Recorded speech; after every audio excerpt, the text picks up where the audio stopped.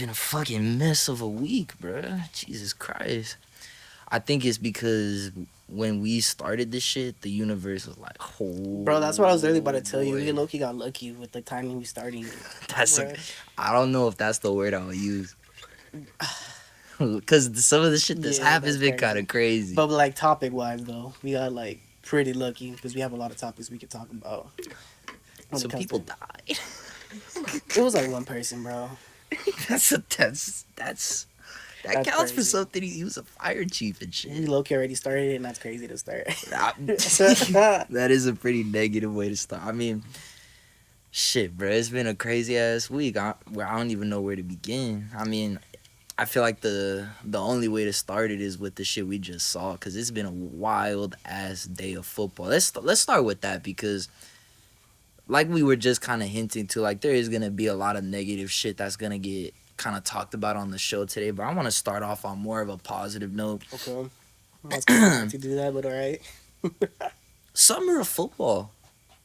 This show's fun. It was good. I was pretty I mean- sad when the club season ended. I always get like this because I truly I don't like people. I fucking love to watch these games. Like, I watch football for real. So like when the club seasons end, I get kind of sad. I'm like, bro, like on the weekends, it's like, fuck, man, like there's nothing going on. And so those first couple weeks after, especially not having United games, Yeah. like, bro, I get up for that shit. That's my shit.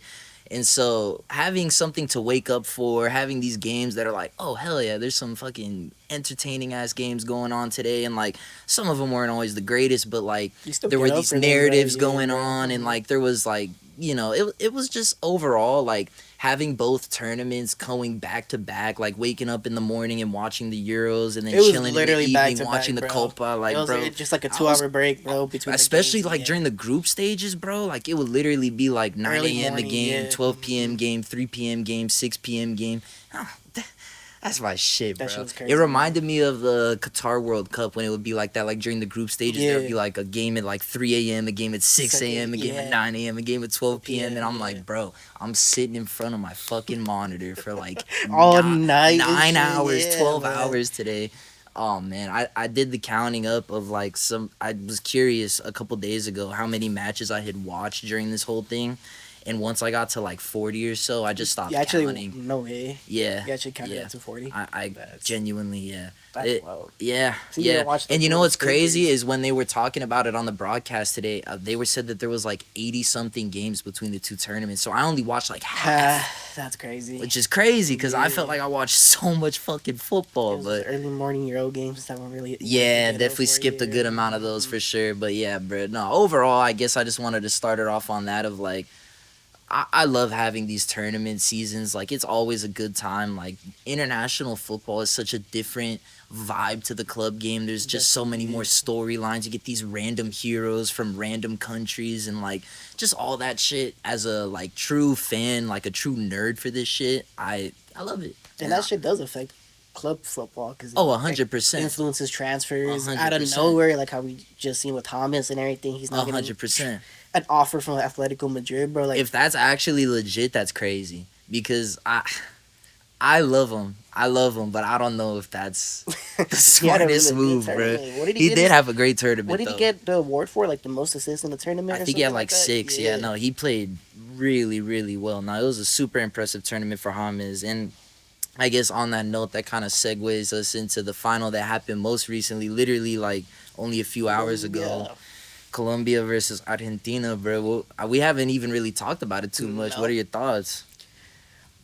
Uh, Reactions, bro? Because obviously, like, of the two of us, you're the bigger Messi fan. So, like, how are you feeling, bro? Obviously, it was a emotional day for before Messi. all that shit happened, it was literally like a close ass game, bro. It was Hell yeah. honestly one of the better games Argentina played this whole tournament because it was literally. I could agree. Yeah, they were actually creating some chances. There was no weird shit like in like the Canada game where they took like that. What was it, like a 30-40 minute pause or some shit like that.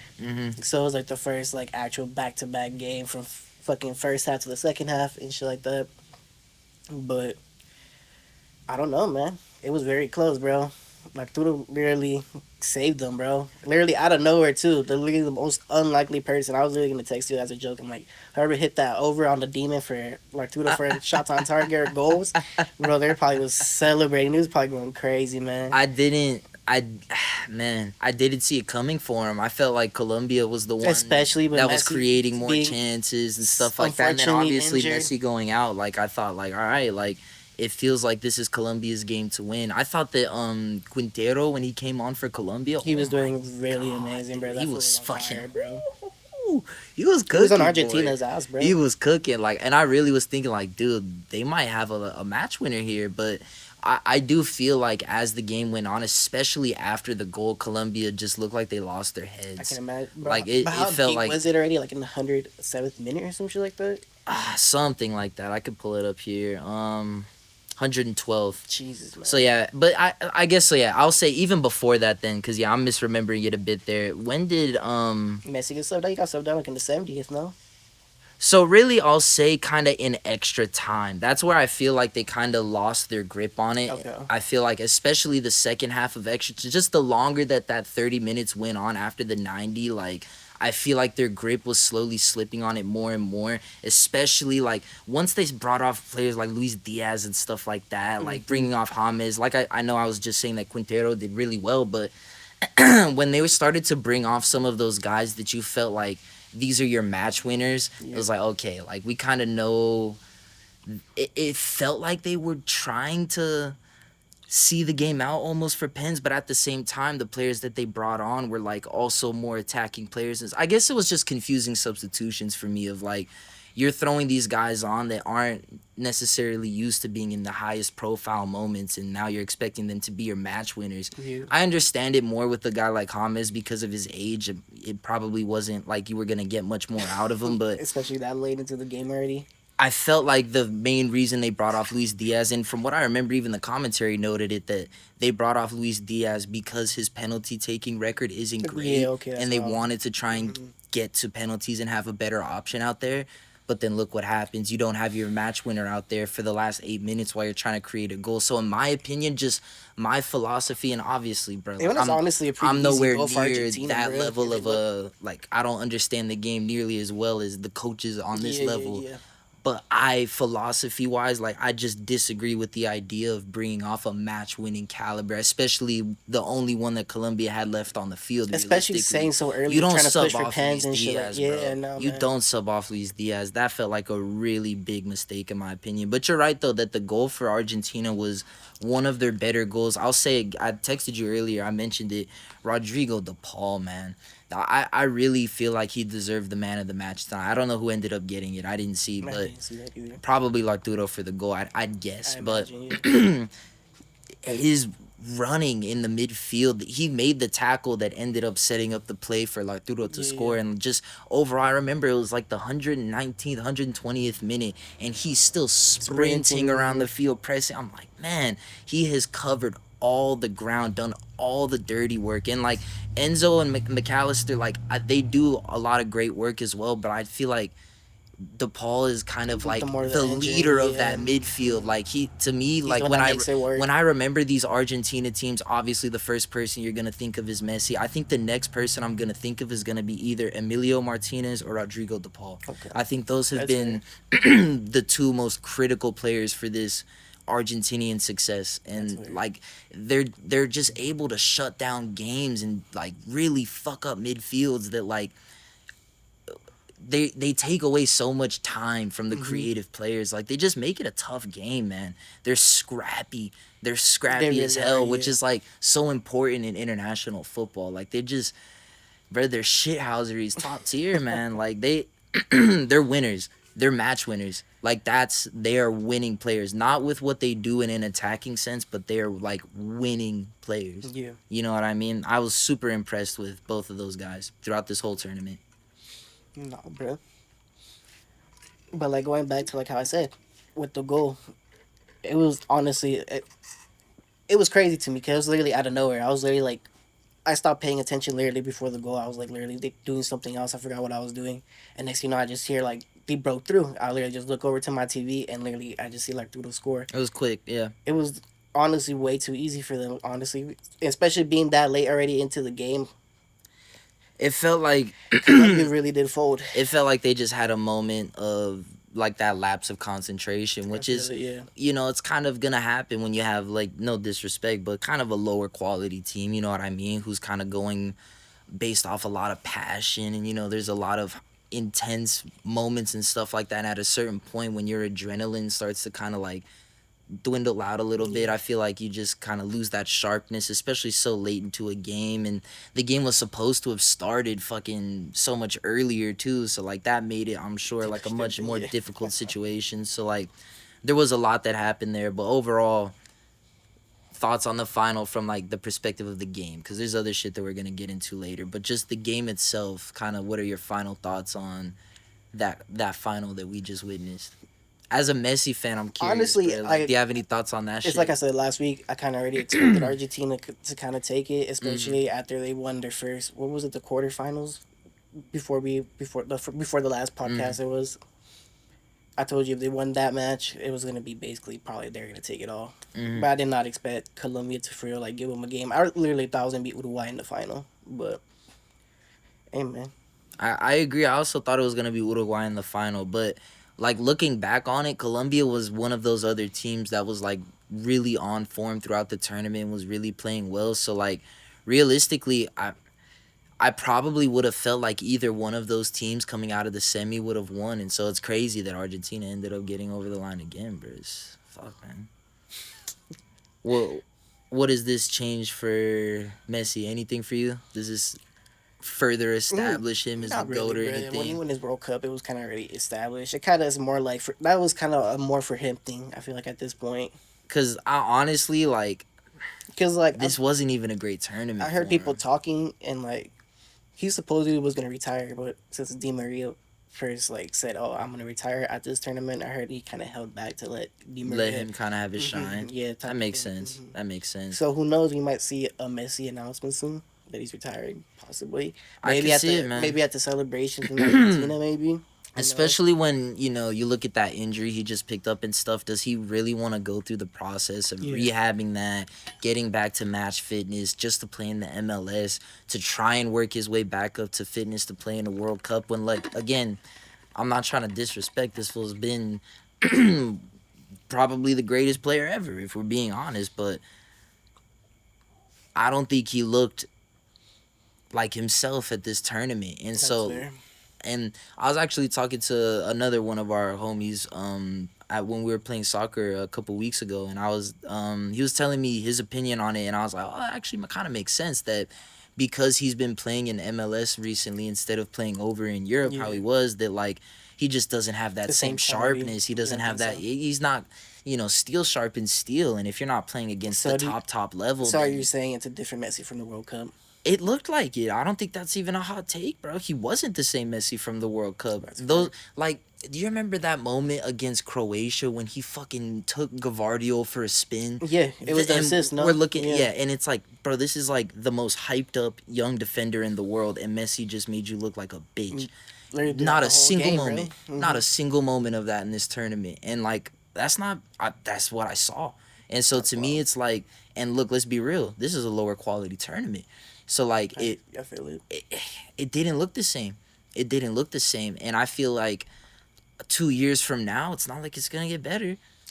Yeah, It no. can only at best plateau and like stay at this level. Like he might not get worse, but even if he only stays here at a tougher tournament, the World Cup against some of these European teams, like I almost, and this might sound crazy, but like I almost see him maybe being better as like an impact sub off the bench at that point in 2 years' time. You know what I mean? Yeah. But we'll see. I don't know. I mean, obviously, with a player of his caliber, his profile, it's pretty hard to say like, oh yeah, we could bring Messi off the bench. Like that's fucking crazy. So we'll see. But I don't know. I think it would be pretty sad if this was his last international game, his last game wearing that Argentinian shirt, just because he didn't get to have kind of that nice ending Yeah, that we would have liked to have hoped for. And especially going. Yeah. but at the same time, like I have the utmost respect for like the way he's come to MLS and the fact that he's trying to fucking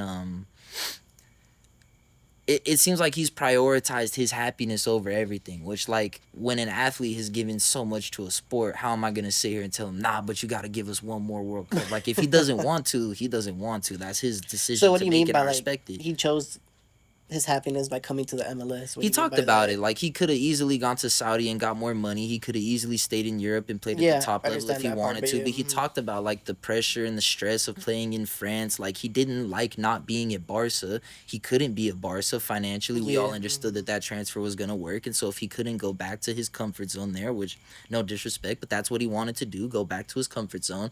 If he couldn't do that, then he wanted to just do what was best for him and his family, to have, like, the most relaxed, chill lifestyle. He's been environment. on Yeah, record about that, and that's why he wanted to go to Miami, because he's not under so much pressure. He's not under the microscope. I If can imagine they definitely made it easier by signing all you, his friends from and he Barca and everything. exactly, like, it seems like he's having fun. He's having a good time. He gets to dominate the league. He gets to take games off whenever the fuck he feels like it. He runs the club basically. Like, it's a perfect situation for him to kind of ride off into the sunset with. And at this point, I know he said that he enjoys his football in MLS, but I'm curious to see how he's going to handle this injury situation, because from my understanding, and this is just a guess, but it looked like a serious ankle sprain, which from my experience with having my own ankle sprain could be 4 6 months of recovery time for him.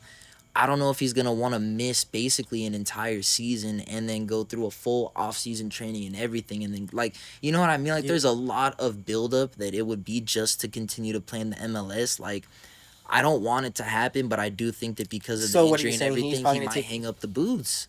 You I think he's think gonna retire? I think it's Full on possible. retire? I think it's on the table. Nah, bro. He has a whole contract to still complete with Inter Miami, bro. I know you're saying He that, runs man. the club. He runs the club. I I don't guarantee think you, so, there's man. clauses That's a in crazy there. take. I don't know about that. I'm one. just saying. I agree with you I'm that not saying he might take his time. My reasoning for saying that is because with all this rehab that he has in front of him, and then having to get back to match fitness and all of that at his age where it's already tougher to recover, I don't know, man. I don't know if he wants to put himself through that just to do MLS. If, like you're saying, he's already going to be done with the national team, like, it just feels like a whole lot of stress and bullshit to put your body through for something that you were doing for fun. Like, it's not fun anymore. So why the fuck am I doing it? I mean, I'm not it. Look, I could be totally. This is just my assumption. This is just a Okay. guess. I was This is gonna just a say, guess because- of, like, I could see that being the way the situation goes. If I'm wrong, I'm wrong. I hope to be wrong because I still haven't gotten to see him play live. And so selfishly, like, Bro. I want to see that full fucking play. And so, like, crazy. I hope he continues to play. And I'm on record on this fucking YouTube channel of saying that I want him to be, like, a huge plus for the MLS. I want him to give this league legitimacy, give this league status, give this league more stars, give this league more pull. Mhm. And so I want him to play in the MLS for as long as fucking possible. I'm just saying, this is just how I'm just thinking about the human nature of it. Of, like, bro, do I want to go through this shit? I don't know. At his age, when he doesn't need it, like, he's good. He But I don't just know, bro. got another trophy to add to the cabinet. I feel like you're misunderstanding the player he is. I feel like he's just not gonna call it quits. I feel like he might call it quits for international, but I feel like that fool's not gonna We'll see. hang up the boots yet, man. We'll see. I hope I'm wrong. Like, I agree with you. He might take his time. He's not probably gonna go fucking full on 100%. Try to be back as soon as possible, like how he would at Barca, let's say. But he's definitely not gonna retire, man. That's crazy, bro. Honestly, that was a crazy take. Bro, that was a crazy take. That was a Okay. crazy Fuck take. me then. What the fuck? I don't. Damn. I'm not gonna lie, man. He said he's gonna fucking hang out the boots, bro. All right. That's wild. You're crazy as hell, man. Score what? 1 goal? 2 goals? Bro, this highlight tape, this is longer than Ronaldo's, bro. Chill. All right. Relax, man. Speaking about Ronaldo, man. I was gonna say, bruh, Talk about the other final. we talking about Messi so much is reminding me of another Barca legend, bruh. And I haven't really Sick, mentioned he's it, got but the vibes, reason that I pulled this out today is because I'm representing for one man and one man only. Oof, He's not even a man. That's the most fucked up he's a part. fucking kid, I'm bro. representing for one boy and one boy only. Hey, yo, man. And his name is Lamine Yamal. God damn, bro. Whew, Crazy what a of a talent, player. man. What a Hell player. of a tournament. What a coming out party Hell for of a that kid. first of everything. This past year for him. I was gonna say, like, he's had one of the craziest Wonder Kid runs I've ever fucking seen. It's ridiculous, man. To come onto the scene this fast and to just instantly start snapping And fit into like, that Spanish team already, bro. It feels like the whole attack is built around him at this point. Like, he's like the focal point of everything good that they were doing flows through him primarily. Like, whew, He was definitely man. doing a lot of the ball carrying. So I mean, the Euros finals today, man. Like, let's get into it because this was a fucking emotional roller coaster, dude. I mean, I feel for you because you weren't fully supporting England, but I feel like you had like your hat in for England. No, Opposite. Opposite. Crazy. I thought you felt the other way. I thought you were in Opposite. England, bro. I've been like a somewhat supporter of England in the past when the United players were more prominent in the team because I'm a United fan. So like when Rashford was like starting in a big part of the England setup, I wanted them to do well. Same thing like when Sancho was there, like when Shaw was doing well, like when Shaw scored in the last Euro finals. I celebrated that goal because I was like, holy fuck. Luke Shaw just became a football legend. Like, that's my boy. Let's fucking go. He thought he did. Obviously, yeah, it didn't end up working out for him. But I've been, you know this, I've never been a Southgate guy. I don't see what some people see. And especially after the Is there last, actually people who back him? I mean, in England, yeah. 100%. Wow. There's people who think that like the results speak for themselves and like you might not like the style of football, but look at what he's accomplished compared to any other England manager. He gets the team further. That's weird. But I would don't say know. look at who he's played. Yeah. Like, you know, I heard Neville talking about this on his show recently, Gary Neville, when he was saying, you know, we used to come up against like prime Germany, prime Argentina, prime Brazil in like the quarterfinals, the round of 16. Like, no wonder we never got to a fucking semis. They're playing fucking whoever the like, bro. They're playing some, you know. He said like, why could we get one of those fucking teams at one point? Like, and so to me, Gareth Southgate, and bro, look at every run that England have gone on late in these tournaments. It started in the 2018 World Cup with, I believe that was his first tournament in charge. And as soon as they came up against an actual legit good team in the knockouts, they fucking lost. Like, they beat shitty teams and sometimes even taking them to penalties. Like, it's not even like they dominate these shitty teams. They scrape it past these shitty teams. And then as soon as they come up against some quality, they lose.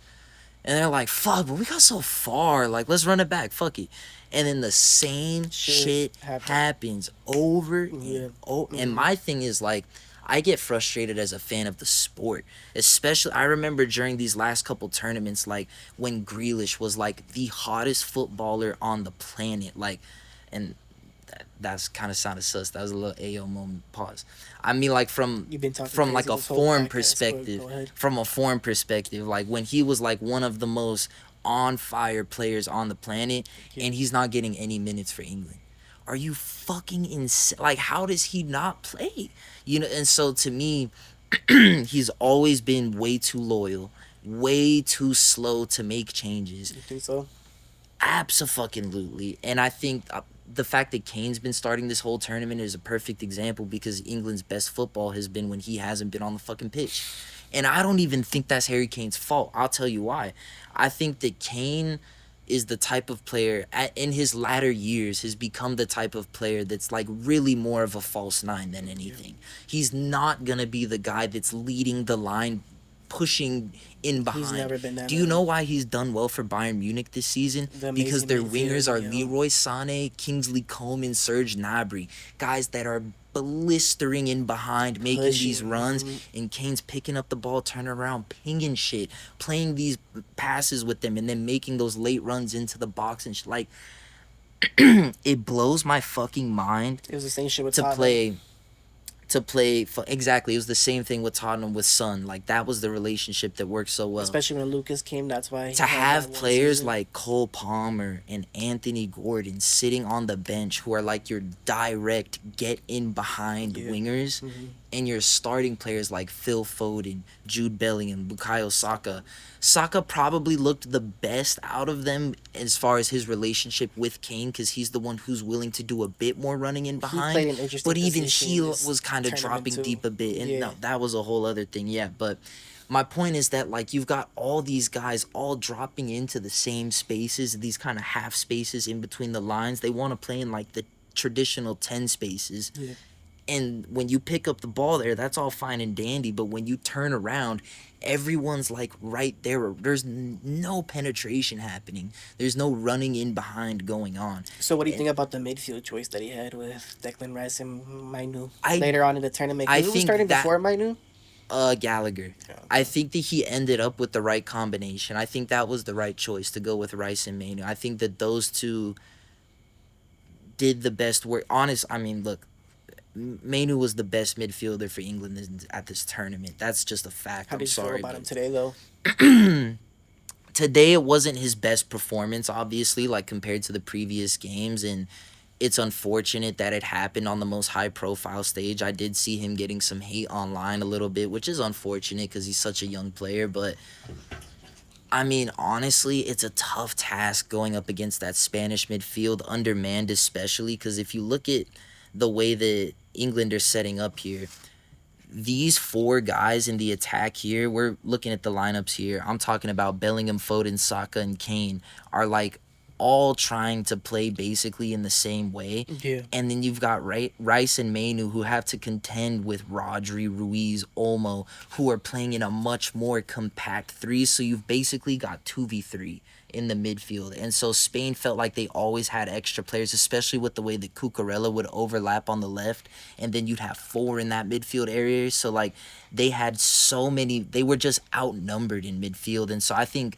Manu was just kind of set up in a way that like again, I don't want to just keep bashing Southgate and make this just seem like I'm just some crazy hater, but like I genuinely think that like tactically speaking, it's the wrong decision to be playing undermanned against a Spanish midfield. Like you understand you're gonna get passed through like fucking Swiss cheese, and that's exactly what we saw happening a lot today. Like, No, they got outplayed completely. and bro. especially like, look, That's what I wanted. I'm a to, bro. fan of Declan Rice. I think he has so much natural talent and athleticism, but he is not a 6. He is an 8. And I've been seeing it at Arsenal. Like, he plays his best stuff next to Partey, next to a holding midfielder.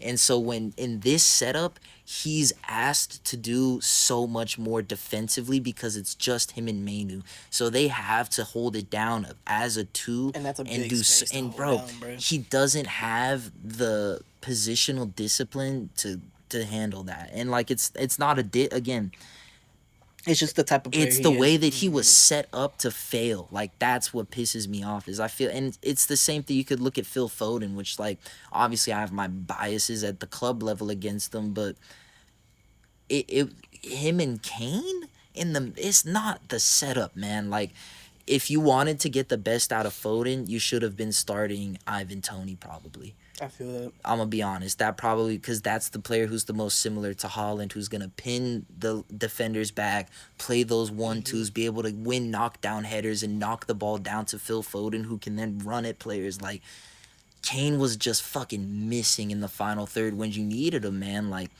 and so he tried. In my opinion, Southgate made the man, this is a harsh word, but I gotta go. He made the cowardly decision That's crazy. of not wanting to drop any of the highest profile players for fear of then losing and then Backlash or whatever, we yeah. lost because you dropped Kane, because you dropped Foden, Yeah, because and it's like, bro, tactically these guys don't all fucking fit together. You had to drop at least one of Bellingham, Foden, Saka. Crazy because they're all three world class, brilliant fucking players. But Cole Palmer should have been in for one of them. Yeah, no, definitely. And you saw what happened when Timothy got subbed in. Or you start Tony or Watkins instead of Kane. That's what you got to do. And like That's crazy. they played their best when those changes happened. I don't think that was a coincidence. I don't think that was a coincidence. But there's other people who need to be talked about today on that shit on the England side because the defense was Kyle Walker, rough today, John and Stones. especially Walker and Stones in that second half were like They were like fucking chickens with their heads cut That's off, crazy. bro. They had a good first half, but they They completely did. they They completely did. folded, man. And then in the second half, it's like I don't know what the fuck they were doing, but they come out in the second half and Kyle Walker leaves Nico Williams with like acres of space. It's like, bro, how do you not see that? It was a good look Dude, from Yamal though. That was a good goal. That's not even it turning was it a over. good pass, but Nico should never be that open in the first place.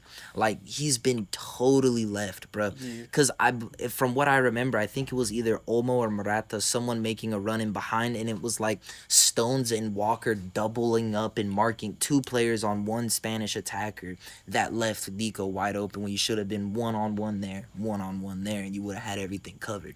But it was just a moment of just fucking Being a not being dumbass, yeah. aware. And it, man, for a player of like Walker's quality, who I look at as being a very, very, I would say probably been the best right back in the world for the last few years. Elite player. That's a crazy take, but I feel that. I don't think it is, man. He's elite. But Mm. it, today was not his day. Those last 45 minutes were. But do you think the shocking. positioning that he had to play basically like almost center back type of role? But I feel like he's done that at City though. Yeah, no, I think that the role he was played in, he's actually one of the few England players that like should have done fine in the position he was in. I think that's relatively similar to the stuff we see him do at the club level, and Yeah. he should have been able to handle it. I don't know how you justify that. Like I played fullback at a certain point at an extremely low level. Like that, let's note that. But Disclaimer, bro. dude, like to just be totally blind to what's going on Literally. your side of the pitch. Oh, that's embarrassing.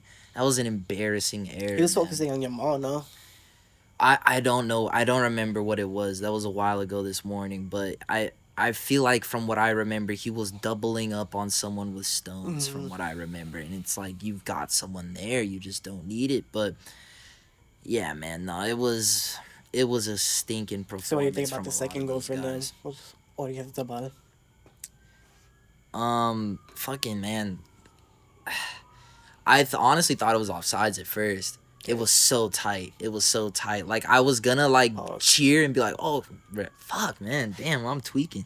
I was gonna celebrate and be like, "Oh shit, like oh my god, they scored." But like I was like, "Did they score? Like they need to check this because like it looked super super close at the very first time I saw it." But I mean, that pass from Cucurella was like right on the fucking money. It was a laser, and I mean honestly, that one didn't feel like there was as much of an error. Like, I guess you want to close down the cross quicker and stuff, but like, that was a really good pass. Well played, yeah. That was a really Good good build-up from pass. Spain, It yeah. was a really good pass, a really well timed run, and a really good finish. So like, that one I don't have as much of a problem with.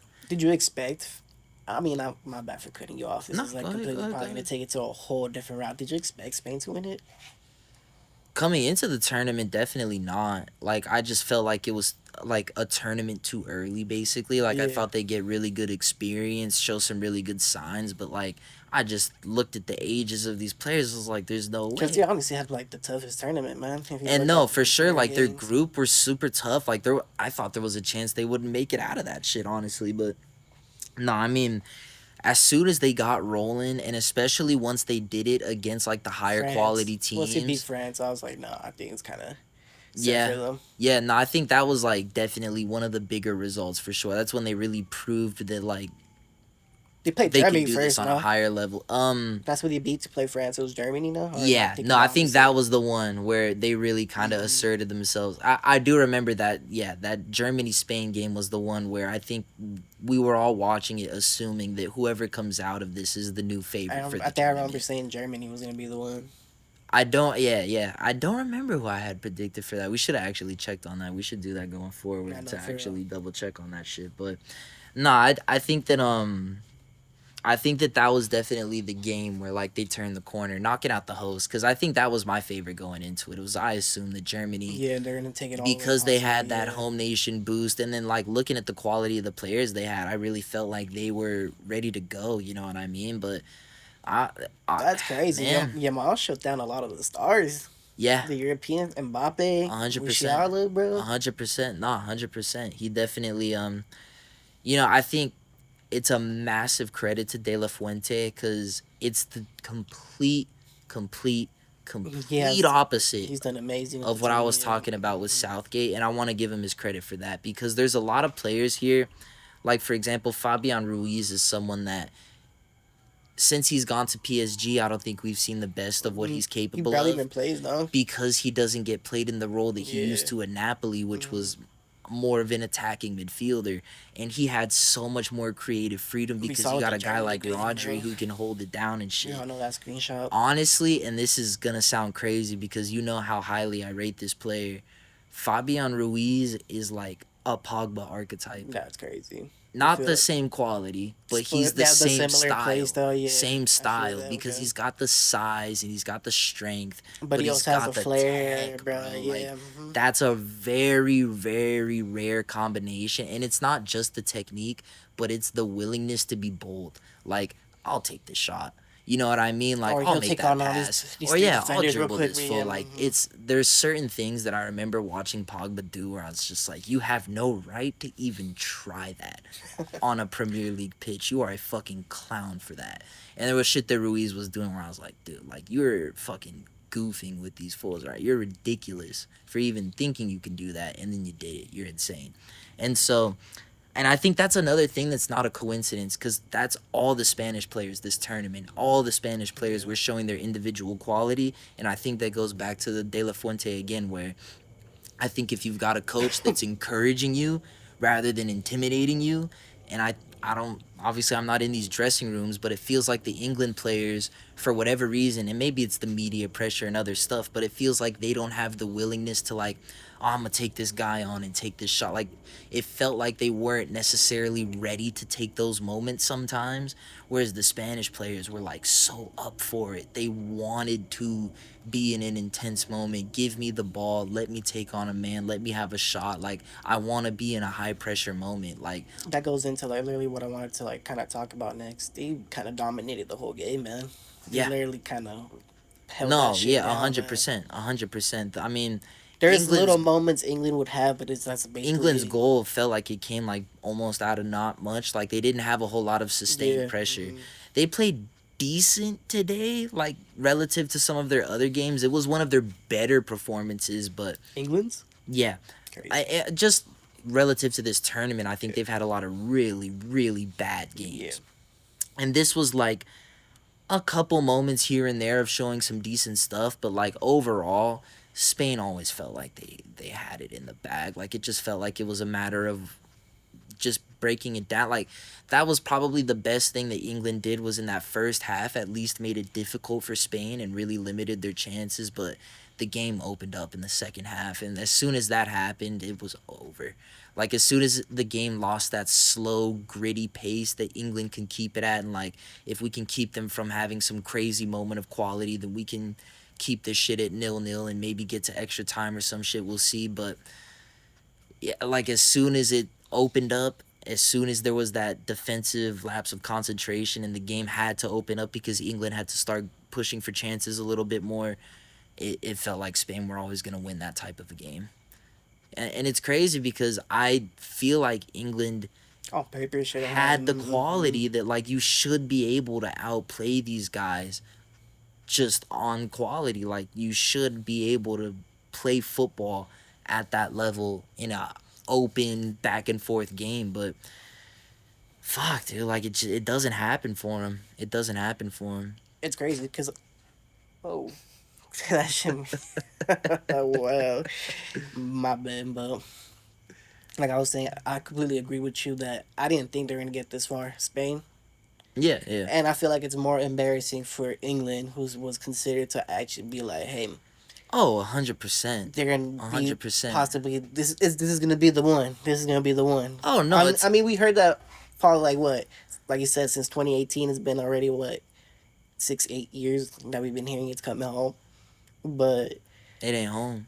I feel like this is literally what I was thinking It about. ain't going home. I was thinking about this earlier when I was at work. I was like, I'm gonna ask him a bit shit. This is like honestly probably a hot take. So like when we spoke about the golden generation, I'm pretty sure the last podcast it was. For Belgium, of course, we're talking about Belgium. So, don't you think this was England's golden generation, and don't you think it kind of got wasted? I mean, they already kind of went through something like that, and I think But like two finals, choking both of them back to back. so. Honestly, This is the thing. I don't think this would have been England's golden generation. I still think it would have been that like mid 2000s team. but I'm saying like after, because we know that No, but England this didn't is really my have point. a good Like, team since like that early 2000s. I don't team. think this team is that good. They on paper, Think like so? they're just their player for player quality. If you just take individual player compared to individual player, who is better? I think a majority of players from that kind of 02 to like 08-ish run of England would have been in the team relative to like this 2018 to 2024 that we're in. I just think I genuinely believe that they have gotten some of the luckiest fucking draws I've ever seen in tournament history, and they've beaten the teams that they definitely should have and failed against the teams they shouldn't have. But I would hesitate to call this team a golden generation because it's changed so much. Even like Yeah. if you look at the teams that we were seeing in the last few tournaments, like guys like Jordan Henderson, Harry Maguire were like mainstays like in every starting 11 of those teams, and like they're gone now. Like this is a new generation, if anything. So like maybe in 4 years, 6 years, this team could be compared to like those mid 2000s England teams on quality, and we can say that this is a golden generation for England because the potential's there. Like if you look at this team right here and you simulate like 5-6 years ahead on career mode, you're gonna have a fucking nasty ass team. You know what I'm saying? Like this dude's gonna have like 94 overall. This dude's gonna be like 92. I'm career mode. But you get my Curses, point. yeah. You get my point though. You get the general point I'm making. Yeah. Like in the future, these all potentially could be remarkable players. But when we're talking about like Wayne Rooney, Scholes, Gerrard, Lampard, Ashley Cole, You think they're not John gonna reach those Terry, levels? dude, we're talking about the best English footballers of all time right there. David Beckham and shit. Like, dude, like I don't think any of these players, maybe Kane, maybe, Walker versus Neville is a debate. And I don't know if anyone else is really breaking into those teams. Like, that was a lot of world-class talent. Again, they were failed by management, in my opinion. They were failed by systems, and from what I've heard from those players, they also just didn't fuck with each other, which kind of makes it tough when your whole vibe is just fucked from the beginning. But if we're just talking pure player quality, that original England golden generation that we kind of know from the 2000s is still, and not to be fucked up, I just think miles ahead quality wise than this team. I just think there's so many young players in this team still that we don't really know where they're gonna end up. Like, I still don't know if Foden, Saka, Bellingham is like all three world class players. I think I know for sure about one of them. I think for sure Jude will be, from what we've seen so far. Cool. I think probably Saka and Even though he was probably missing this whole Foden. game. But who knows? And exactly, no, like even then, like, and I don't think any of the three of them had a great tournament. Like, honestly, Bellingham had some moments, Saka had some moments. Foden, not really. Foden, That's crazy, man. That's wild, bro. so like overall, man, I guess like I don't want to stick on it too long. I don't want to just keep talking shit about these fools because I do respect these guys. I think that a lot of them all of them. I think this England team is on paper the best international team on the fucking planet. I think Gareth Southgate is one of the worst international managers I've ever seen, and it's fucking. I feel so harsh, but like the failure to maximize talent is just. I can't.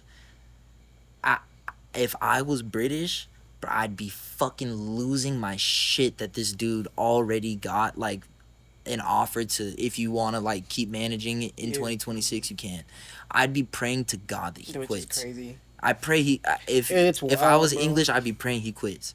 Because that's the only hope they I have feel like the is decision him was just stepping premature, down. bro. But no, I think it's done. I You think should he's just pull a staying. Barca, bro, and just fucking be like, That oh shit's no, we already got depressing, this bro. fool, bro. That shit's depressing, man. Like they have a really talented generation of players. I feel for Harry Kane. I really do. I know you make fun of him. That Obviously, was you're an fucking Arsenal fan and shit. It's hilarious, funny to man. make, and it is a good meme. But at the same time, bro, like I think he's He's genuinely had a gonna tough be the career, best bro. ever Yeah. player to retire without a Trophy, trophy. bro. Like, dude, that's insane. He's so good. International level and He's club so level. so good. Like he might be legit the best ever English How old player. is he already? Like 30. How long does he have with Bayern? Like 30. 2 more seasons? I Like think so. And like for a striker that plays like the way he plays, he could be like a Lewandowski vibe where his prime extends a little later. I hope to God he gets something over there, dude. Cause like I fuck with Harry Kane, bro, and that shit, man, it's gotta be rough. It's gotta be rough. I fucking heard a quote that made me laugh where it was Kyle Walker talking about like how he like would trade some of his like club honors and stuff like that, like if he was for able to World win a Cup, Euros yeah, or some something shit like that I with think I saw England. that. And Harry Kane came up after and said like, yeah, it would be like the highlight pinnacle moment of my entire career. Like it's like like he's It would so be the desperate. only thing, man. He's It would so be literally desperate. the only thing. That shit is tough, man. Besides just failure after failure, man. How much finals has Kane played and he's fucking failed in all of them? Off the top of my head, I could think of at Champions League least final. what, like 4. 2 Euros finals. And there's got to be like an FA Cup or League Cup or something in there Something too. like that, He's definitely I can for sure remember Tottenham in a League Cup, not the FA Cup, but like the whatever the other shitty one is. What's that shit called? The other one? Carabao? Yeah, the Caribbean Cup. The Caribbean. This He guy. definitely was in that shit. This was in the Caribbean Cup. That's wild. Bro, if you're gonna name it after some energy drink or some shit, I don't fucking care. But anyways, any final thoughts on the Euro final? Because we're gonna kind of, Honestly, man, no. Like I said, Spain was a shocking. bro. I feel like Winner. you're not doing your shit a justice of Lamine Yamal, bro. You literally said you wanted to hype this fool up earlier. You came in your Barca shit, bro. Talk your shit. I was more saying it on a personal level, but all right, man. Nah, talk your shit. Hey, man, we're looking at a possibly crazy generational talent, bro. What he did for Barca this past season, like I was saying earlier, I'm about to just barely repeat what I said, but I guess what he did for the Champions League and literally in tough ass games. It wasn't no like, oh, he played literally just the two beginning group stage games. Now he literally will play in the knockouts. Which game was it that he got us through? Was it like I think the round of 16? No, because we got all the way to. I don't remember honestly. It's been so. There long was since one of the Champions League. knockout games before we got knocked out that he literally like pulled up and literally was the highlight for us. And bro, I did not expect for him to pop out, especially with the international team. It was his first tournament, literally with the senior team, man. 16 years old, bro. 16 years old, bro. Nah, man. That's. I know he's 17, but. That shit remind. You remember Pac on Shorty Wanna Be a Thug at the end? 16, motherfucker, 16? Basically, Some bad motherfuckers. bro, he's a little fucking jit, bro. He's crazy, man. Shorty Wanna Be a Thug. Bro, but now he did that, man. Imagine at the level he's playing right now, and he's only 16, man.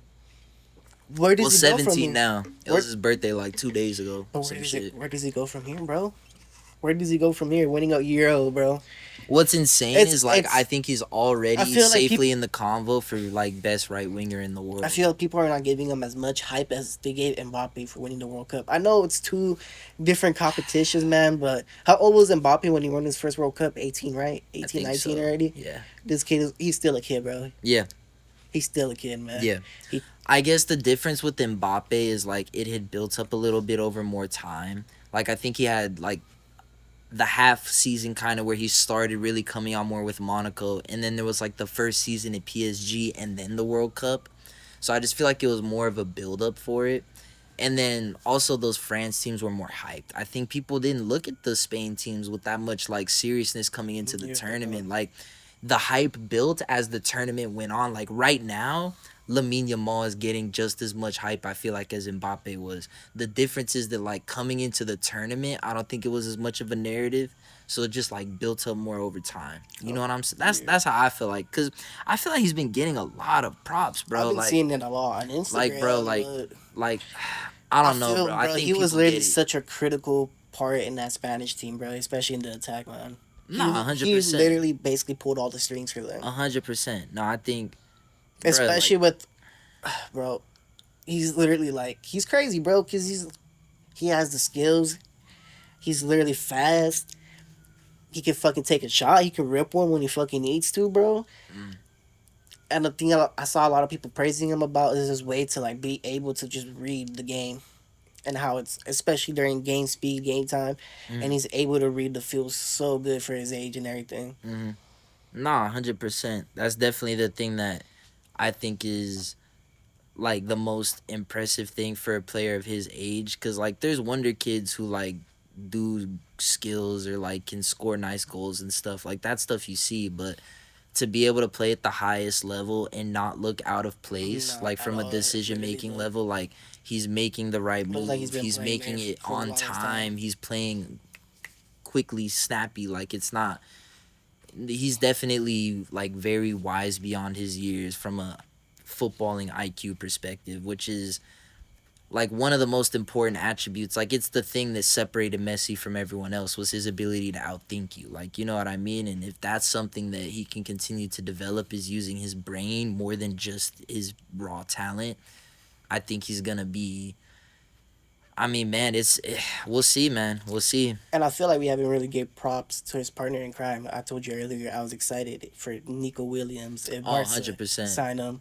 Bro, Because I've heard that's in the talks, I've man. been saying, I've been saying that since like the group stages of like, bro, they need to get it done. Like this is, bro, I sent you a tweet where it was like, bro, you could call it like the Spotify, Red Bull, Apple Music, Toshiba, fucking Microsoft, Nvidia, Camp Nou. Yeah. Like you give it 17 sponsors if you need to. Do what you gotta do, but you gotta get the money to get that deal done, bro. Cause he's legit, bro. It's going to be good for the And club and it's good for crazy Yamal, because man. like I always fucked with Iñaki. And it's wild to see that, like, bro, His this brother's fool's starting to brother's outshine him, insane. yeah. And I remember hearing about him a while ago because his brother was so known that, like, he was, like, pretty talked about from a young age when he was coming into the team. But, like, these last couple seasons, he's really been taken that next step where it's like, growing to his own player. and oh, everything. Yeah, shit. man. Like, he's actually legit. Like, this isn't some nepotism. This isn't Ethan Mbappe. Hopefully he has those Inaki genes that he doesn't get injured for like the longest time. That's the thing that scares me, and it's a kind of a segue, and I guess this will be kind of the final wrap up on the Euro stuff. But I'm so excited to see these young talents, and it's even beyond these Spanish guys. Jude falls into this category as well. Arda Güler was doing some great stuff with Turkey. Musiala and Wirtz for Germany. Like, there's a lot of really exciting young players around Europe right now, around the world right now. But I get super scared when I see these guys playing super heavy minutes at such a young age. Because we got to remember, like, Lamine Yamal's body is still developing. With him, it's obvious because he's so scrawny. So, like, we're going to see his body physically develop over these next few years. We're going to see his muscle profile change and shit. But what worries me is, like, those tendons, those ligaments that he's putting so much stress on. And, like, I've actually done a bit of work on a separate podcast before. It's called the Weekend Warrior Show with a world-renowned surgeon who, like, works on athletes and stuff like that. And I would ask him about it, like, why are injuries more common, it feels like, today? And his opinion was specialization at a younger age is hurting athletes. So, like, back in the day, kids would just play, like, whatever sport. Like, they just play everything. And so all their different muscle groups are developing and they're using their muscles in different ways. But these days, kids are only playing the one sport from a young ass age. And so, like, when you, like, Yamal, for example, is like fucking whipping his hips to take that, like, in swinging cross to the back post that he does so beautifully, or those shots that he takes so well. He's been putting that repeated stress on those muscles, and he's been doing nothing else with his body his whole life. And so, like, those muscles are gonna be so overworked by the time he's into like his late 20s, early compared to the 30s. rest of his body. And I really hope that somehow these guys figure out a way to take better care of themselves than the previous generation of like wonder kids that got overplayed. Because the one, as a United fan, that always comes to mind for me is Rooney, Okay. who, like, in my opinion, is still, from what I've seen, obviously I wasn't watching that long ago, but from everything I've seen and all the accounts I've heard, in my opinion, is the best teenage footballer that's ever lived. Like, if we just isolate footballers to their wonder kid years, he was like a 17-year-old grown adult on the pitch. But because he was so good, like, he was the best player at Everton as a teenager. But because he was so good, he's playing 90 minutes week in, week out. And By the time he football, got to especially back in the 30, day, bro. he didn't look the same. And I look at a player like Ronaldo, another one of my favorite players, who didn't really hit that level of like starting playing 90 minutes week in, week out until his body actually developed into it. And I feel like we've seen that later into his career, why he's held up so well late into his 30s. Messi's kind of the same way. It's not like he was a super consistent starter at like 19. I feel like he kind of bled into the team slowly over time. And by the time he was in his early 20s, like, that's when all of a sudden he was like winning all his Ballon d'Ors and stuff. But like, I just feel like we're in a risky point to be overplaying these guys under the age. I think around like 20-ish, 21, like with guys like Musiala and Verts, I'm not as worried. Once you get into those kind of age brackets, it seems like you're a little bit stronger, you're a little bit more able to take it. But especially the teenagers, man, when you're 19, younger than that, and like playing week in, week out against grown men, that shit scares me, man. That shit scares me. And I'm very curious to see like what this generation of like these amazing wonder kids that have, and look, let's be real, some of the best players in the world right now over the last couple of years have been teenagers. So like, what do you feel nervous about? You don't think the club, just that their careers might medical not staff is last not- as long. it's not as advanced as it was Not before? that the medical compared- staffs aren't going to be as advanced. There's some, like, I think the medical staff is going to be, I'm just worried that it's like physically this fool's body's going to fall off earlier. I Like, think he's just gonna his knees are going to be fucked, his hips are going to be fucked because like he put too much stress on those joints at a young age and didn't allow all that shit to fully develop and strengthen. And that's the thing that worries me. Like, bro, this kid's like barely going through puberty. Like, you know what I mean? I'm fucking serious. I'm not trying to be funny here. Like, he doesn't have as much testosterone as the other players. You know, like, think about, like, really deep that shit for a minute. Like, he's a child out there having to play against grown adults. He's putting so much stress on his legs right now. Like, I hope they got like really good massage therapists and shit at Barcelona and like take really good care of him. But this was like the first game he actually played almost a full 90 though. No, they've been managing his minutes in this tournament really well. It's just, bro, he plays a lot of football. He plays a lot of football, you know. And what do we see with Pedri? Injured again. And after what? He played that one season with Barca where he played like 50 something games or something ridiculous like that. Like, it was something ridiculous because he went on to play with like so much international games. I was gonna say, like, he played like the maximum amount of football you could possibly play in and like a that year. picture where that fool looks completely burnt out. Exactly. Almost, like, and then he really World Cup or hasn't whatever. been the same since that season.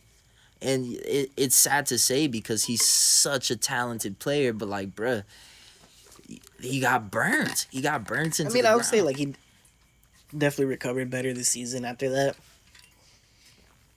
But he's definitely, like you said, a lot more injury prone. But you see what I mean, though? Like, even now, it happened again. Like, bro, I don't know, man. So that's the one thing that worries me. But I feel like we've been on the finals for quite a while now, and there's still a lot of shit that we need to get into. So let's go ahead and...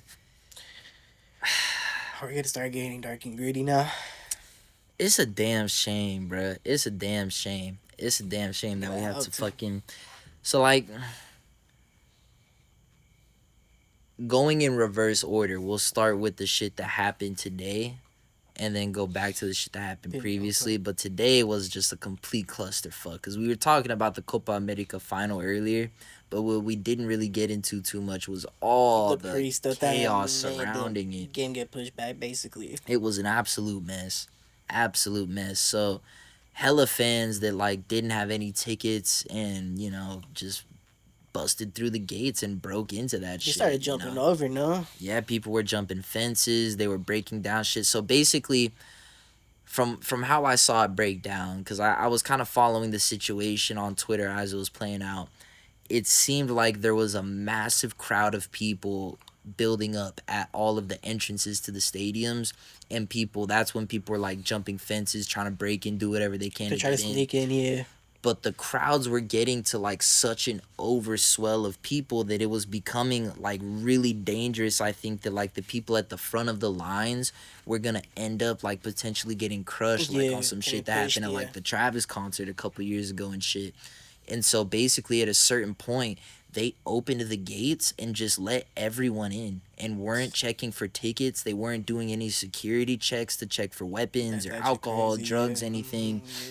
Wow. You see the videos when they get the order of like just let everyone in, and people are just sprinting in, trampling over people. You see like moms looking for their kids crying and shit. Like it was a complete scene of chaos. And so I guess after that initial crowd kind of dispersed enough to where they felt like they had it at a more manageable level, apparently they started checking tickets again and like went back to like having gates and shit like that, like how you should at a fucking game and everything. But for a period of time, like anyone was able to get into the stadium, which meant that a bunch of fans without tickets were in there, which meant people's seats were being sat in, and it was like a whole domino effect of like people who legitimately had tickets but their seats were sat in had to go and sit somewhere else because their seats were taken.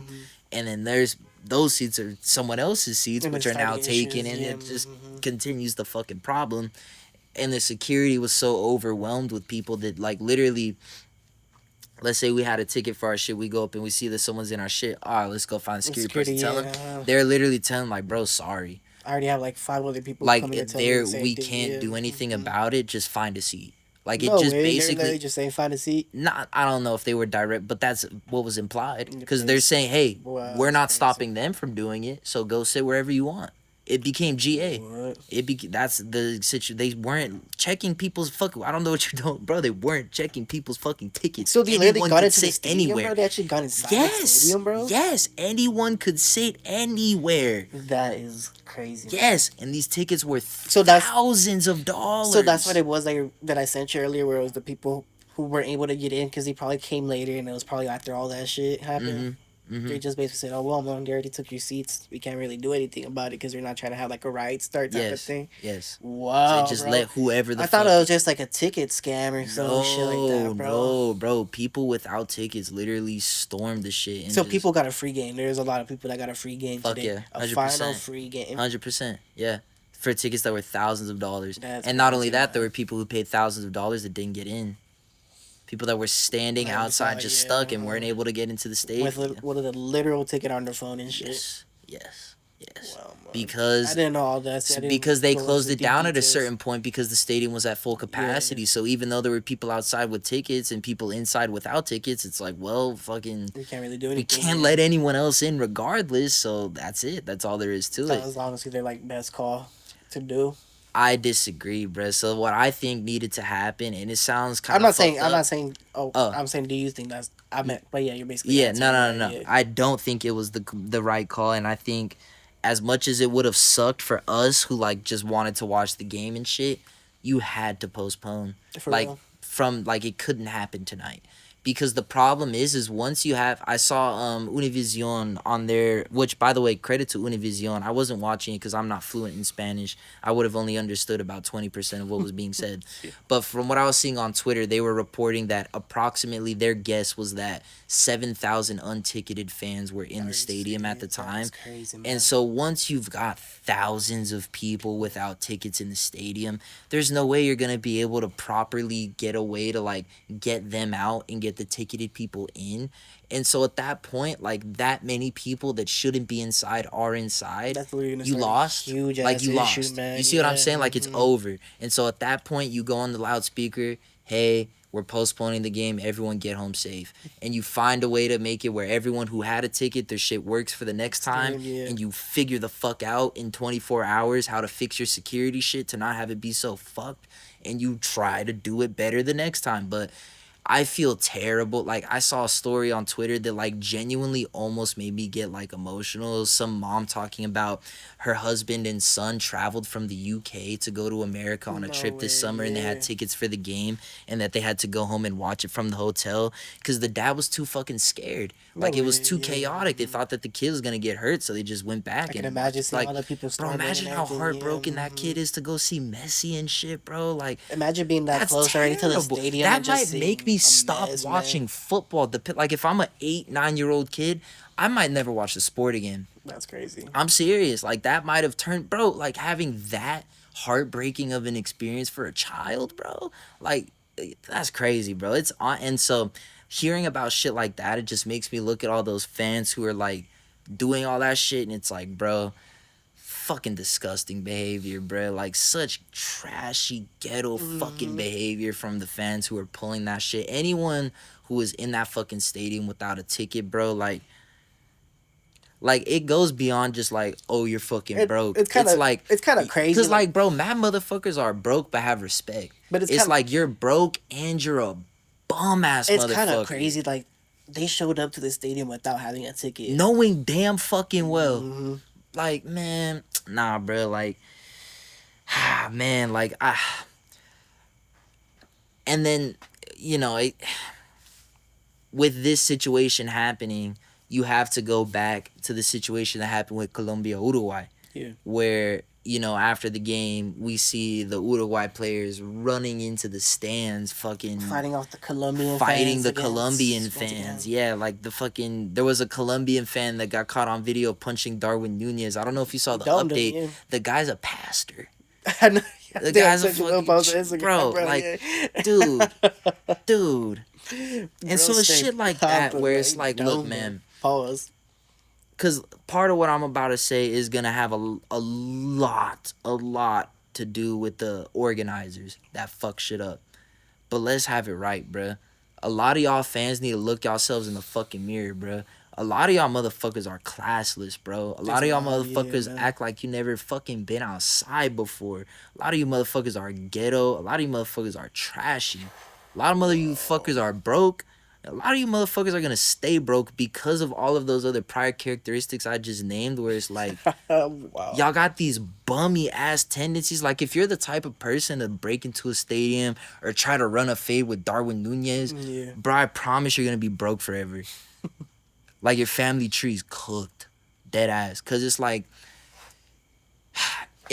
I'm being kind of silly about it and shit, joking, but like, it dead ass frustrates me, cause it's like again, like, I'm a real nerd about football. I love this sport. And so for me, like, all these rivalries, all this passion, I love it. But the thing is like, at the end of the day, it's a fucking game. And like, when the whistle gets blown at the end, like, I remember when I used to play, again, very, very low level.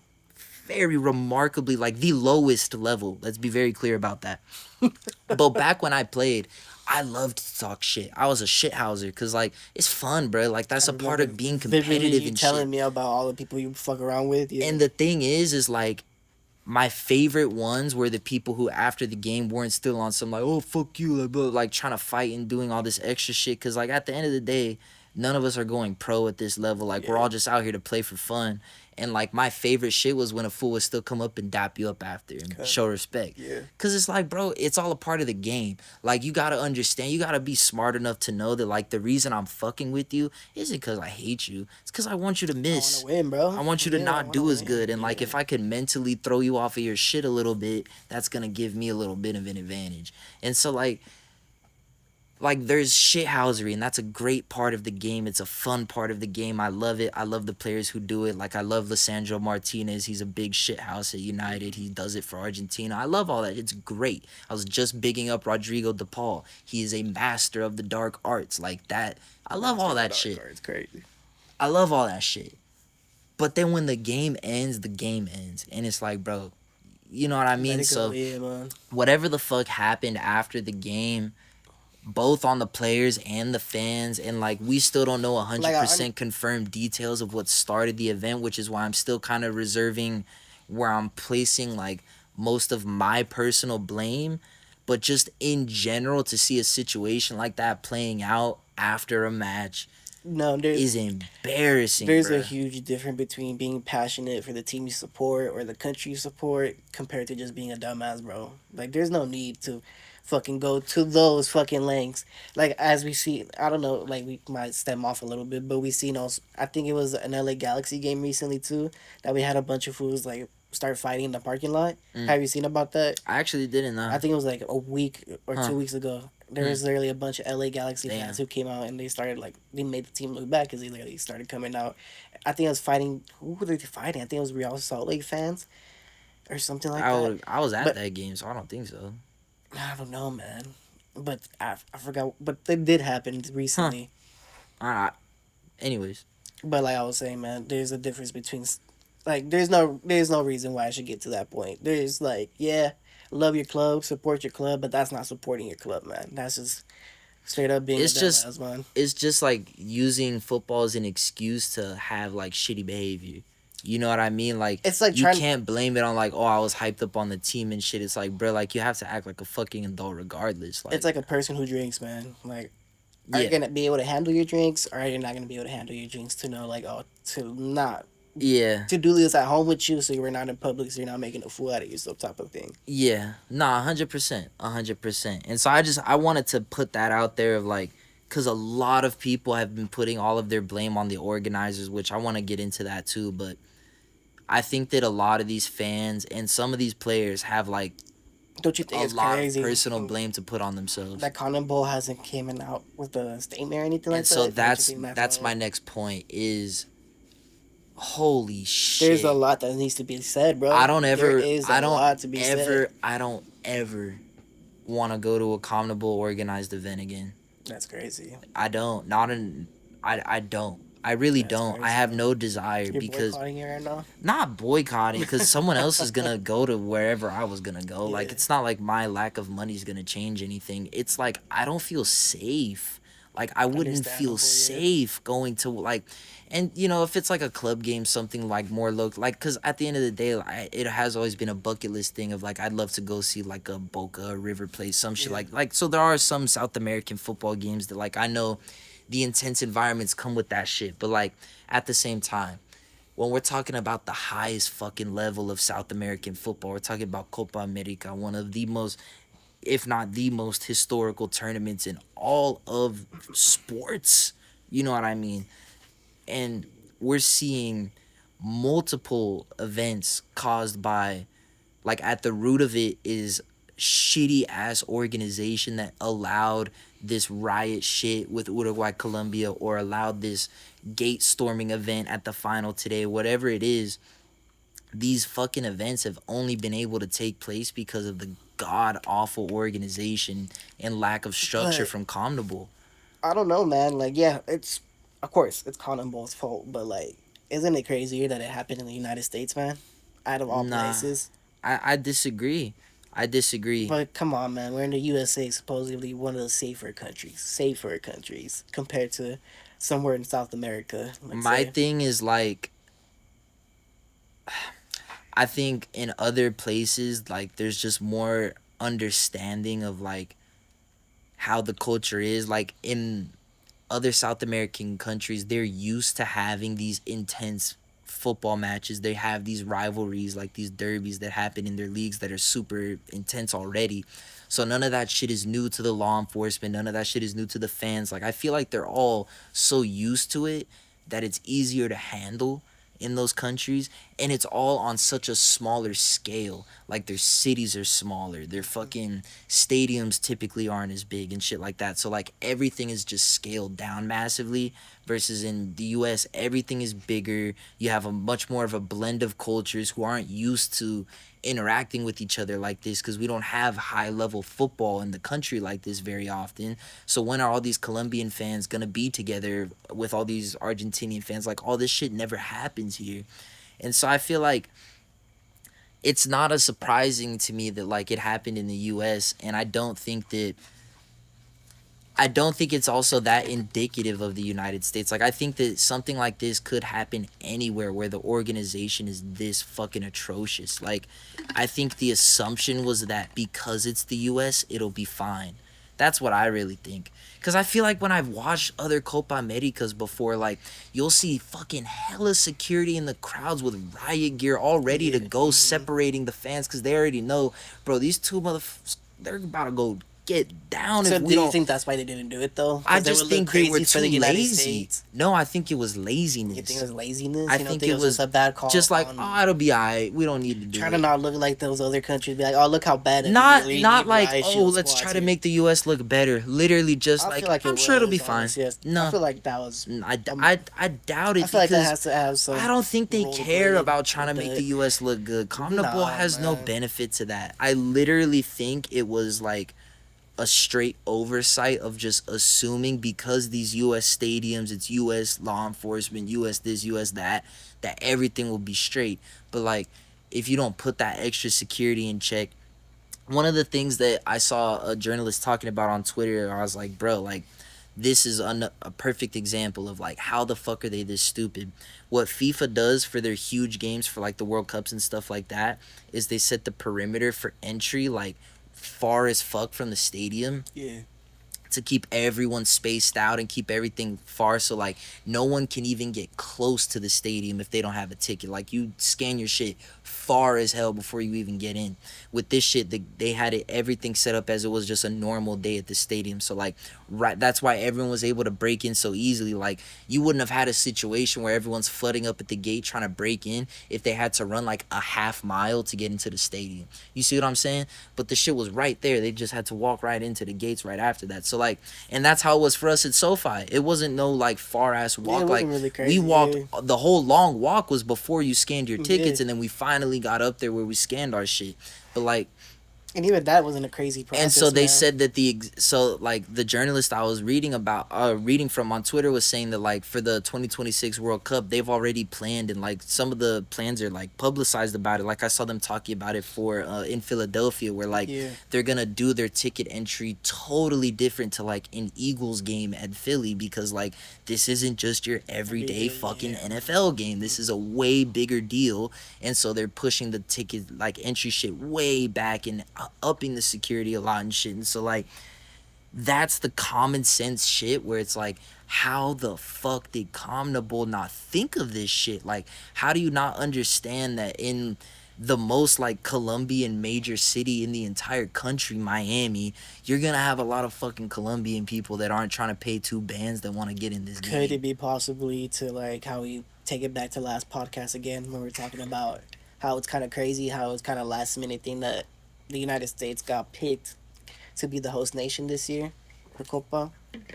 I think that could be part of it, is that like it kind of goes into what I'm saying of like maybe because there was a tighter schedule of planning it for a lot of things, they just said fuck it, it'll be okay because it's America, so they assume everything will be fine. And so yeah, it's like like maybe not even just laziness, like maybe that's not the right word, but it's just like an oversight, you know what I mean? Like just assuming things would be fine. I don't know what I guess stupid, like stupidity, like straight up just like assuming shit would be okay when like it obviously was not, if you just thought about it really for a couple seconds of like, oh, this shit actually might get pretty intense. But and then even then, like I said, like the fact that they didn't postpone this game, that's another huge L on CONMEBOL for me, because it shows so much greed and so much selfishness of wanting to make themselves look good. Like if they postpone that game, this whole story gets blown up 10 times bigger. This whole thing becomes way bigger of an L for CONMEBOL versus now they get to sweep it under the rug and pretend like nothing ever really happened. But what about that little kid that I was talking about in his hotel room? You see what I'm saying?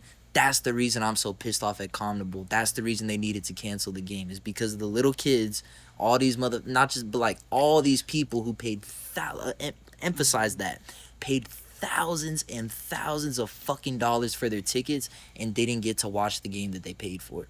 Like that is, bro, that's the type of shit that would really make me question ever wanting to go to a game again. Like, bro, I'm serious, like blowing that much money and then you don't even get to see the shit?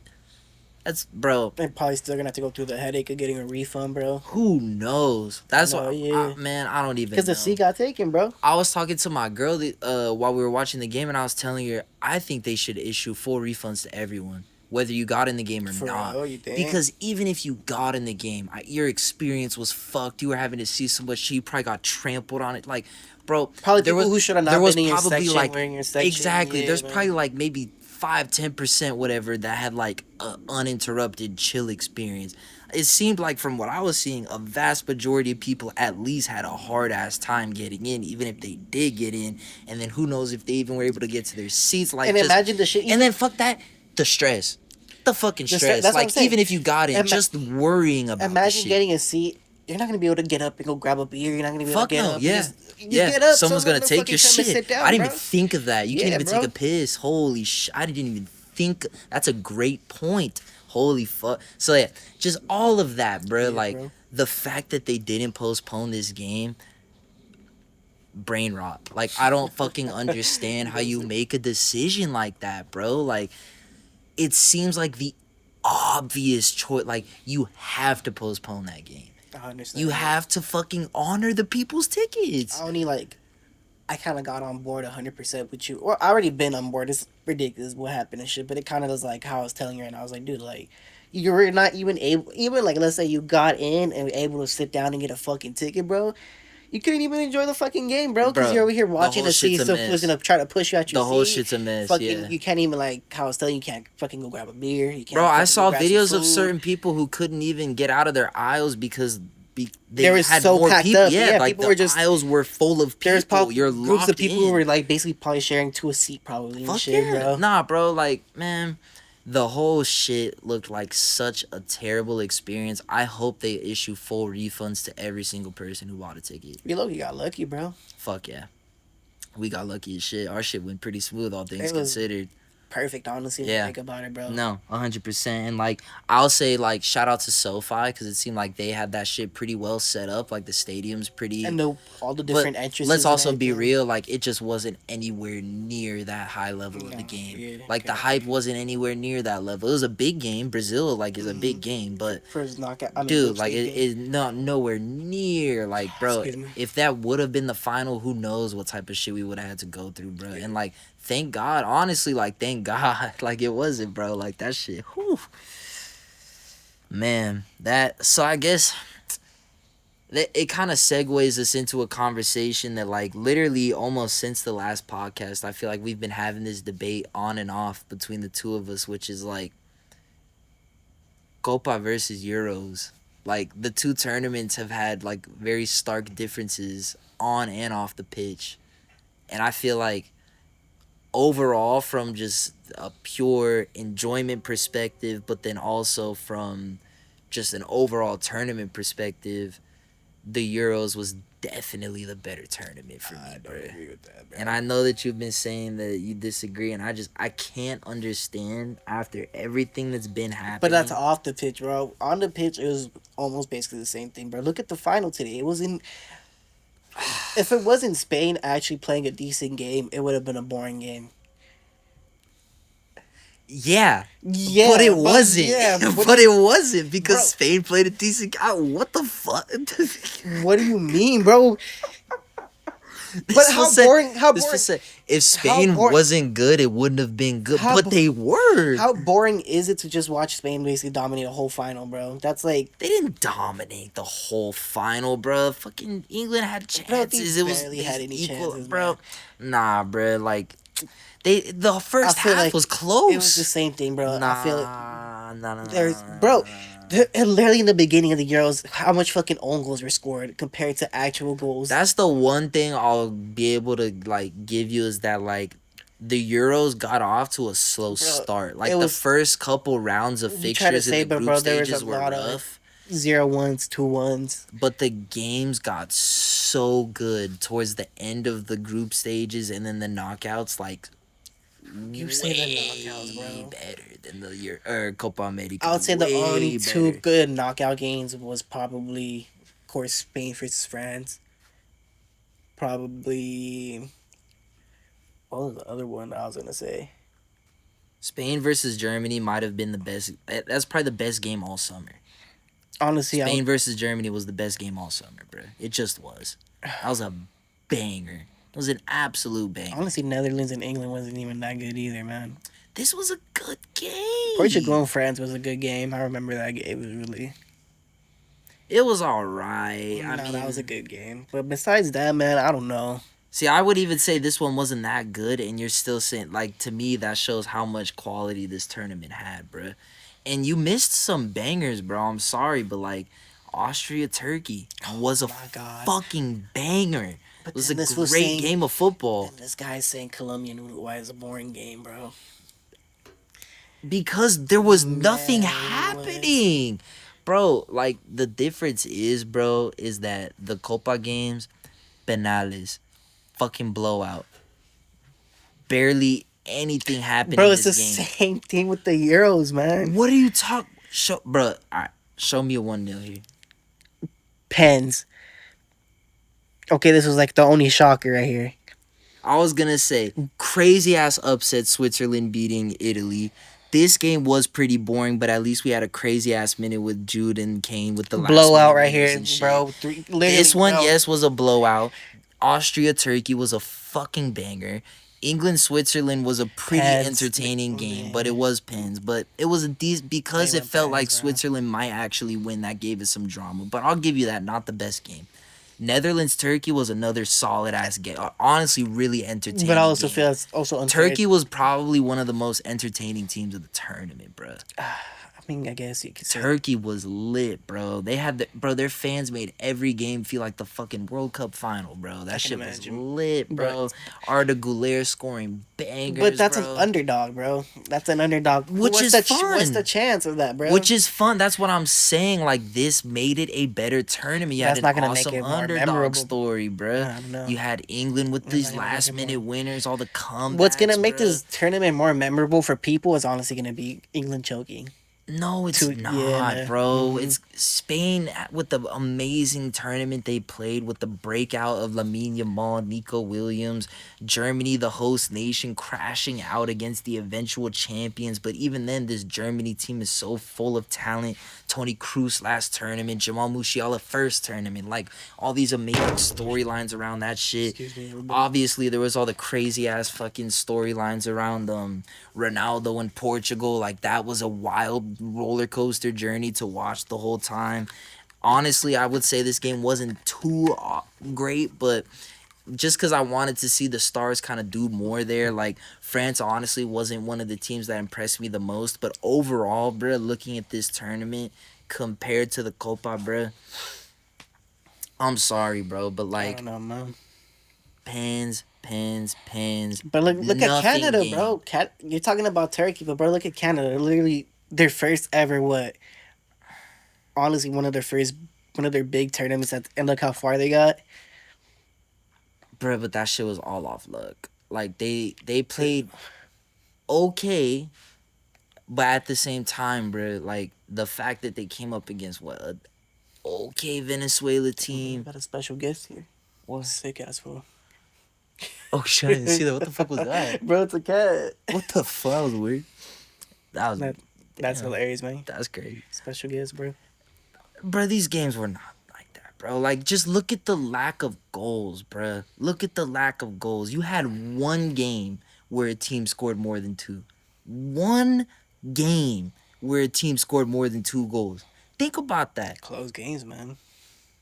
When they shouldn't have been. These were- Argentina and these were Canada dead should not have games. been a close game, These bro. were dead games. He Bro. said, And can I tell you what else? I wish I would have had some more time. Like, it was so hectic today with all the different finals and stuff, but I can guarantee you, this is the last point that I'm gonna make on this, on the quality of play, but this was what really separated it for me. Was in the Euros, we were seeing brilliant passing, brilliant dribbling, like genuine quality from almost every nation. Had like really watchable, enjoyable players, and just these Copa games ended up being way too scrappy for my taste. Like, I'm not trying to watch a different game style of football, man. with You comparing dozens European and to South dozens American of football, man. fouls it's not entertaining, bro. It's not entertaining watching But players but die that's what and makes it bitch. entertaining when the World And Cup like, happens. These look, two different type of styles of and football. I enjoy those clashes 100%. I'm just saying that, But like, look. how's that fair Let me to tell you the your problem. Let me tell you Copa the problem. Let me tell stance? you the problem. Because this is the thing. Normally in Copa,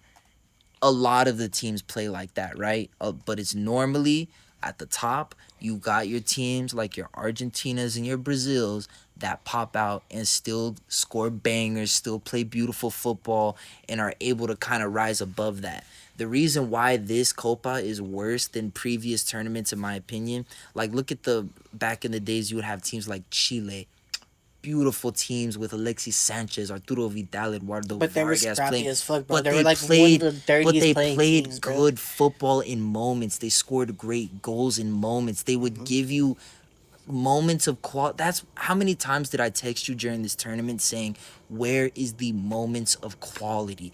I understand that Copa America is just culturally different, but there was so few. Like today, we had a couple of those moments from Quintero when he came off the bench where he did some beautiful dribbling moves and stuff like that. I wanted to see more of that throughout this tournament. I feel like I hardly saw any I moments feel like you're that. still mad at Brazil. No, it's I'm just not playing. just that. Like, because it's not just that. That's the thing.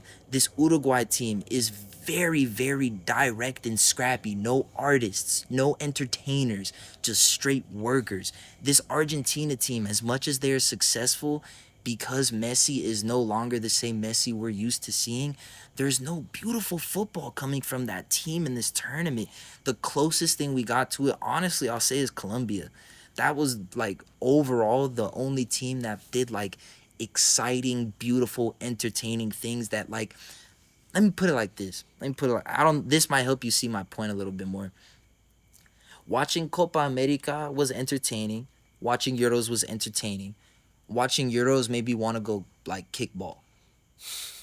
You see what I'm saying? Like watching some of the shit that like Yamal, Musiala, some of these guys would be doing in these games, even players like Goulet. Like there was so many, and especially because there was so many young players, Javi Simmons for the Netherlands and shit. Like all of these, Rafael Leao for Portugal, bro. Like there were so many players just doing these like, oh, just chef's kiss movements where it's like, I want to go play football right now and try to do that. You know what I mean? And I'm watching Copa and it's like,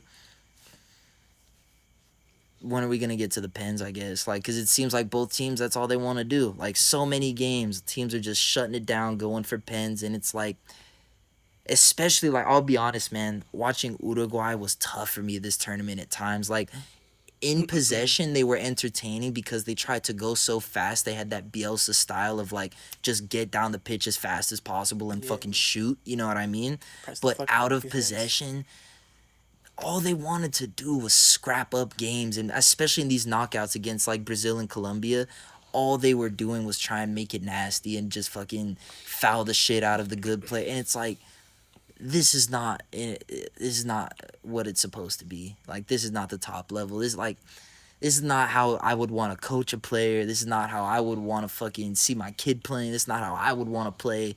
This is Sunday league shit, I bruh. don't Like, know, man. I just feel like you just have more of a nah, bruh. of favoritism towards European style I feel football like you're and play not, style. bro. These previous Copas used to have, like, we've seen better teams, better players with more quality. Like Prime Suarez used to actually drop bangers. Darwin Nunez is not that. He's a very effective player. He had a good tournament, but he's not But Suarez. you're giving, but you're talking about the scrappy. But that's what Suarez was during But Copa. He was literally so dirty with the yes, Uruguayan yes, fucking yes. national But team, bro. at least I know all you're like, bro. You're trying to say that it's either black or white, like it's 100% this or 100% that. You're missing my point. You're missing the nuance, bro. Like I know that there's gonna be scrappy, dirty bullshit in Copa America more than there is in the Euros, because that's just how the culture of the football is in South America. 100% understand that. What makes Copa America so exciting is the blend of like the fuckery chaos moments and then out of nowhere, Neymar.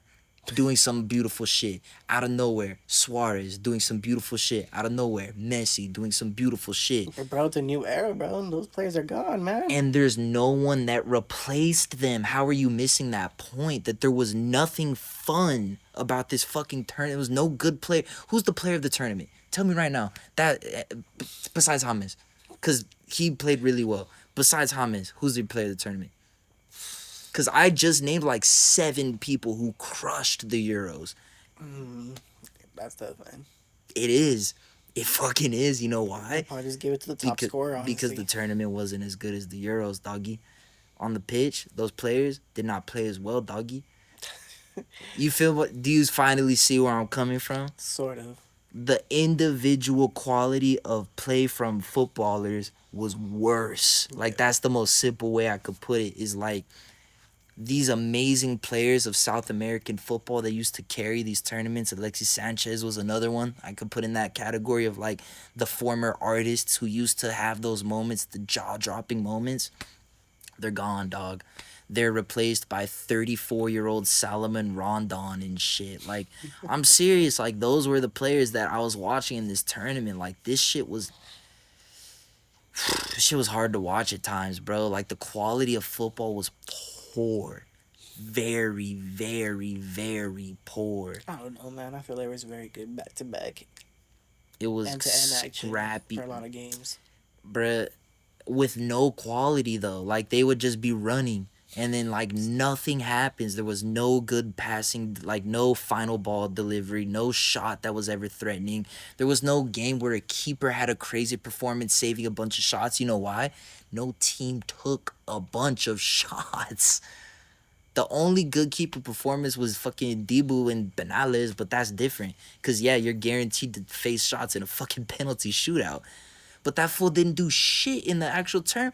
Because who's shooting? Who's doing anything interesting to take a shot? Nobody. I miss Hulk. You know what I'm saying? Like, I'm not saying it has to be. I'm not saying it has to be the most elite fucking ballers, but like, bro, fools used to come and enter. I miss entertainment. I miss being excited to watch football. This Copa did not excite me. There's no players. The only one that I was like genuinely excited to watch at times was Kendry Baez from Ecuador. The 17-year-old who was like bossing it for them at the 10. He was doing some really exciting stuff, but they went out early, and even then, Ecuador wasn't that great of a watch at times. Like, they were also a pretty scrappy team. It's just he as an individual would have those moments. And so, like, more of that would have made me very happy. If there was more of those types of players where, like, even in a scrappy team, show me something, get me excited, make me want to fucking play football, you know what I mean? Rather than making me, like, feel like this sport is just, like, a scrappy fucking mess, bro. Like, that's all I'm saying, man. We lacked quality. Like, I'm looking at these teams. Venezuela, Canada, nothing inspiring. Argentina, nothing inspiring. Uruguay, Colombia. Colombia was the only team that was really interesting there. Like, Brazil, nothing interesting there. Panama, nothing interesting there. Like, these teams showed me nothing exciting. When you compare it to these Euro teams, and like I said, like, just on Spain alone, I could give you like 3-4 players that are better than anyone who played in Copa America right now. That's crazy. I swear to God. Bro, Danny Olmo, Fabian Ruiz, Nico, and Yamal were all as individuals better than any single player in Copa America. And that's just off the top of my head from Spain. Like, bruh, it just wasn't the best Copa. That's all I'm trying to say, bruh. Like, this tournament just ended up underwhelming a bit. The teams that were supposed to show us those highlight moments, like the goal comp, bro, the fucking goal. That's the all right. That's actually the last point of my argument. That's the last point of my argument. If we sat here right now and watched every goal scored at the Euros and then watched every goal scored at Copa, that should have been interesting. You would understand my point, because there were so many bangers. Arda Güler from outside the box, Lamine Yamal with the banger, Jude Bellingham overhead kick. Like, there's so many actual contenders for best goal of the tournament from the Euros. What's the best goal of the tournament at Copa America? Dígame. What would you say?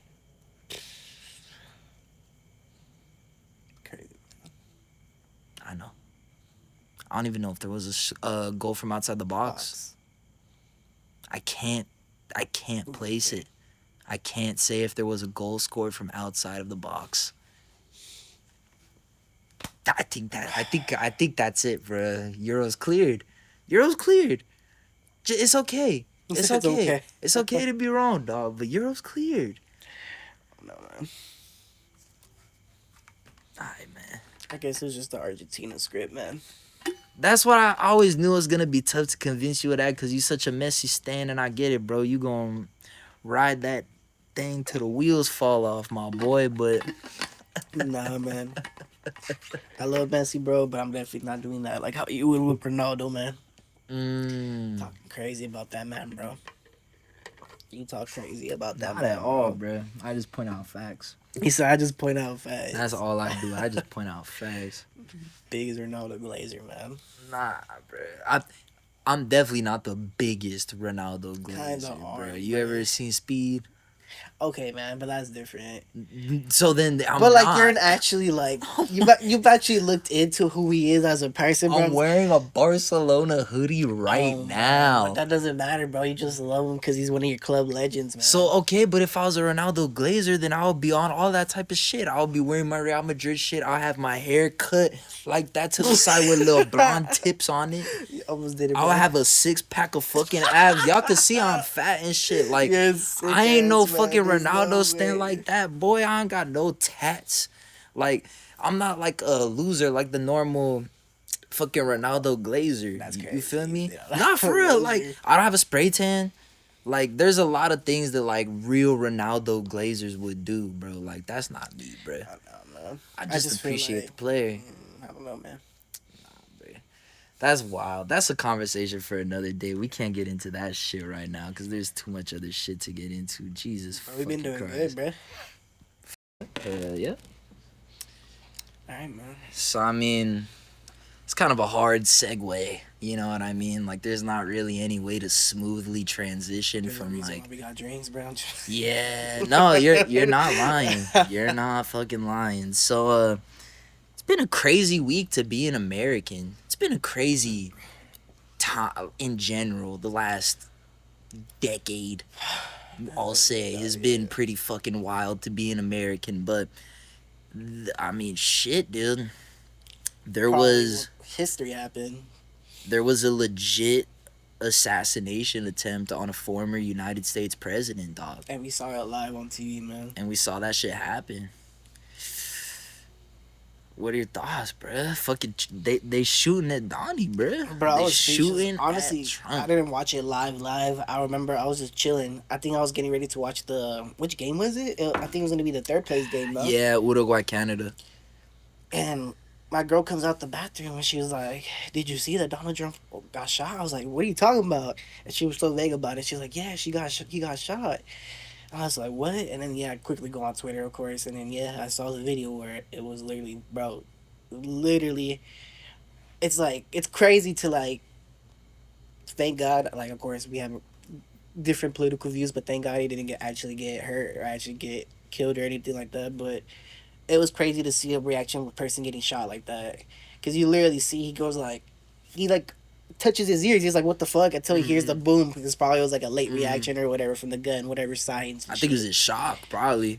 That's what I'm saying. And then I don't know, bro. It was just more like I was completely quiet when I was just watching that, and it was just like, I don't know. And after that I just kept on checking to see what was the updates about it.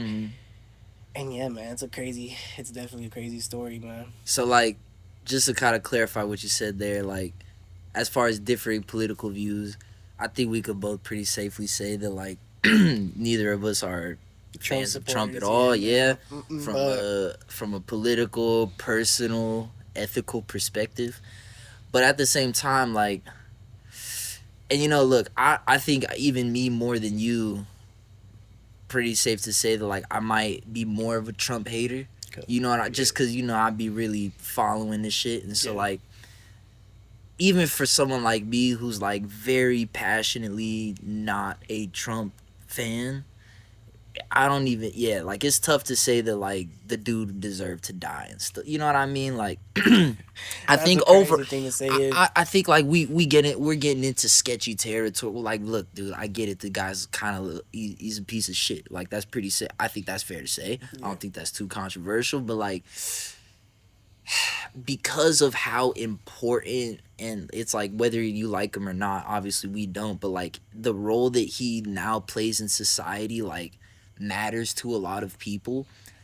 And so, you know, whether or not you agree or disagree with that dude's politics, when you get to that level of being the president of the country, like it goes without saying, like you deserve the respect of not being shot. At least, you know what I like, we can at least do you that solid of like we're not gonna shoot at your ass. Because the point is, and I think one of the things that I heard like a lot of people talking about, and Biden was highlighting it a lot, that I really agree with, is like at the end of the day, what it's supposed to be is like when you disagree with someone, you're supposed to talk about it. Yeah. You know what I'm saying? Like, really, in a perfect world, we should be able to sit here with Trump supporters that we disagree with and actually like talk to them about the shit and figure out what's rather than it being something super negative and super fucked up. So like, I guess that's like kind of where I was landing on it, was is like it's fucked up that like we've gotten to such a polarized position where like someone's getting shot at and like people are celebrating. You know what I'm saying? Like no matter where you land on shit, like I feel like that's kind of a line we shouldn't be crossing. You know what I mean? It's not the right thing to do. You know what I mean? And so that was definitely kind of some crazy shit. But I guess like the overall situation is just absolutely insane to me, bruh. And like I'm not obviously like an expert on law enforcement and stuff like that, but I'll say like this: I've been watching a shit ton of the news for the last day or so, trying to learn about all this shit that's been happening. And it seems like a lot of experts have the same opinion that I had, which is, you know, I'm just a dumbass on the couch, but a lot of experts who kind of have experience working in law enforcement and stuff like that agree that like this was a dramatic failure by them to allow that fool to be in that position to like get, I believe the news when I was watching the reports, they said that he got 8 shots off. That's actually 8 crazy, shots. yeah. Like, dude, it's pretty embarrassing that the response was so slow, and that like he was even allowed to get into that position in the first place. You know, I remember seeing on the news earlier today, they were talking about the building, which is like, I believe they said 130 yards, like about 400 feet away from where the like actual speech was happening, so pretty close by. And that like they would have done a check beforehand and would have seen that like, oh, this is like a vulnerable position, like tactically speaking, like if someone gets up here, this shit could be dangerous. So for them to not like post up a cop or some shit over there to kind of keep an eye on it and make like, it's such a crazy oversight. I think there's like literally a video going on of someone literally recording the fool like going up there and like just chilling up there, no? Mm-hmm. And they're just like, I'm pretty sure I've seen stuff about that, or at least I've seen like people who said that like they saw it and like tried to report it to people, like to law enforcement and stuff like that. Like people were saying that like there's a guy up there, he has a gun, stuff like that, and like it just no one reacted in time, I guess, which is insane. And like just the whole scene of him like getting popped and everything and like getting back up is like it is pretty crazy for sure. Like it's something that's like just a hit, like you said, like it's a historic moment for sure. Like it's, bro, it's gonna be the history book. That shit is for sure pretty fucking crazy, man. Like I can't believe that it happened. Like honestly, probably 10 years from now, I'm gonna be down to just buy like a high school fucking textbook or something on U.S. history, hilarious, bro, just to see what these said about it's gonna be a lot of crazy 10 shit. years, man. It's gonna be a lot of crazy shit. I think with COVID and everything, Trump getting elected, and now this, man, yeah, bro, it's gonna be an interesting chapter. I think one of the things that's been low-key like kind of annoying about this whole situation, I don't know what the fuck is going on out there. Is that like a... That's a train, bro. That's a loud-ass train, though. I'm telling you, it's a train. That bitch loud, though. Bro. Like, we can hear it from far as hell. I know, bro. That's the train, though, bro. No, the train track is literally just down there, bro. That ain't no train. The horn thing, yeah, that's a train, but... Yeah, that's the train, bro. Bro, that bitch sound like a spaceship. Bro, that's a train, dog. fuck? Alright. Yeah. This was never heard a train in his life, bro. I've heard the train. I heard that motherfucking Hey, train. touch that real quick, bro. Touch that. Nah, that train is touch loud. that real quick, bro. That's a different train. They got new They trains. got new trains now, I bro. don't know Trains about been that loud, shit, bro. Nah, that's a new train. That bitch different. That's the bullet train. Like the bullet, they shot it. Hey. That's crazy, man. So, like...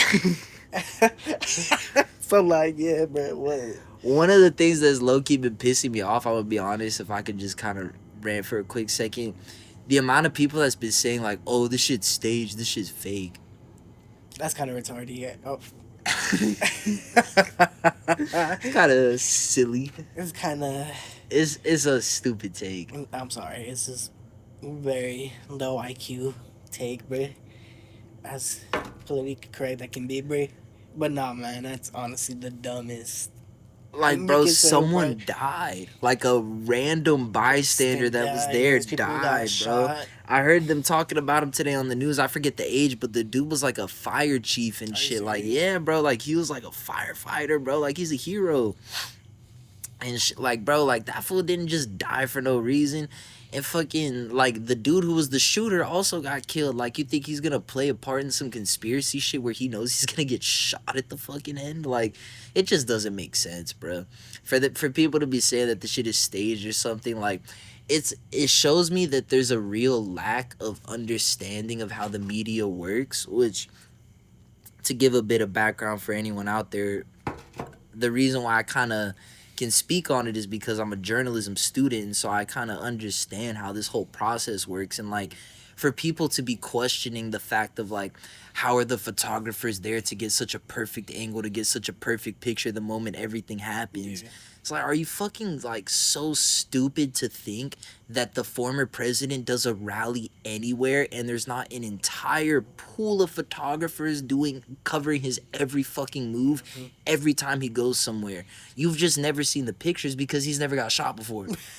You know what I mean? So like, all those pictures of him right there in the front row, they just go on the news, or like they're used for articles and shit like that. Like, they're pictures you just see and you don't think twice about it because it's just a picture of Donald Trump. You don't care. But like, because the photographer happened to catch a historical moment, now it's too perfect, it has to be staged. Like, that's why the fucking photographers are there, in case a historical ass moment happens and you should capture it. Like, it's just so insane to me for people to think that, like, because a picture was taken. Tinfoil hat shit, bro. Yeah, bro. Like, it's real sad that the media literacy in this country and just around the world in general is at such a shitty level that, like, people don't actually understand how to determine, like, what is true and what is false, what is a fact and what is fiction. Like, people are just so quick to, like, whatever suits the narrative they already feel like is true, they're just gonna jump and run to it. And like, it's honestly scary to see that like this dude could get fucking shot on camera in front of all of us and people will still say it's fake.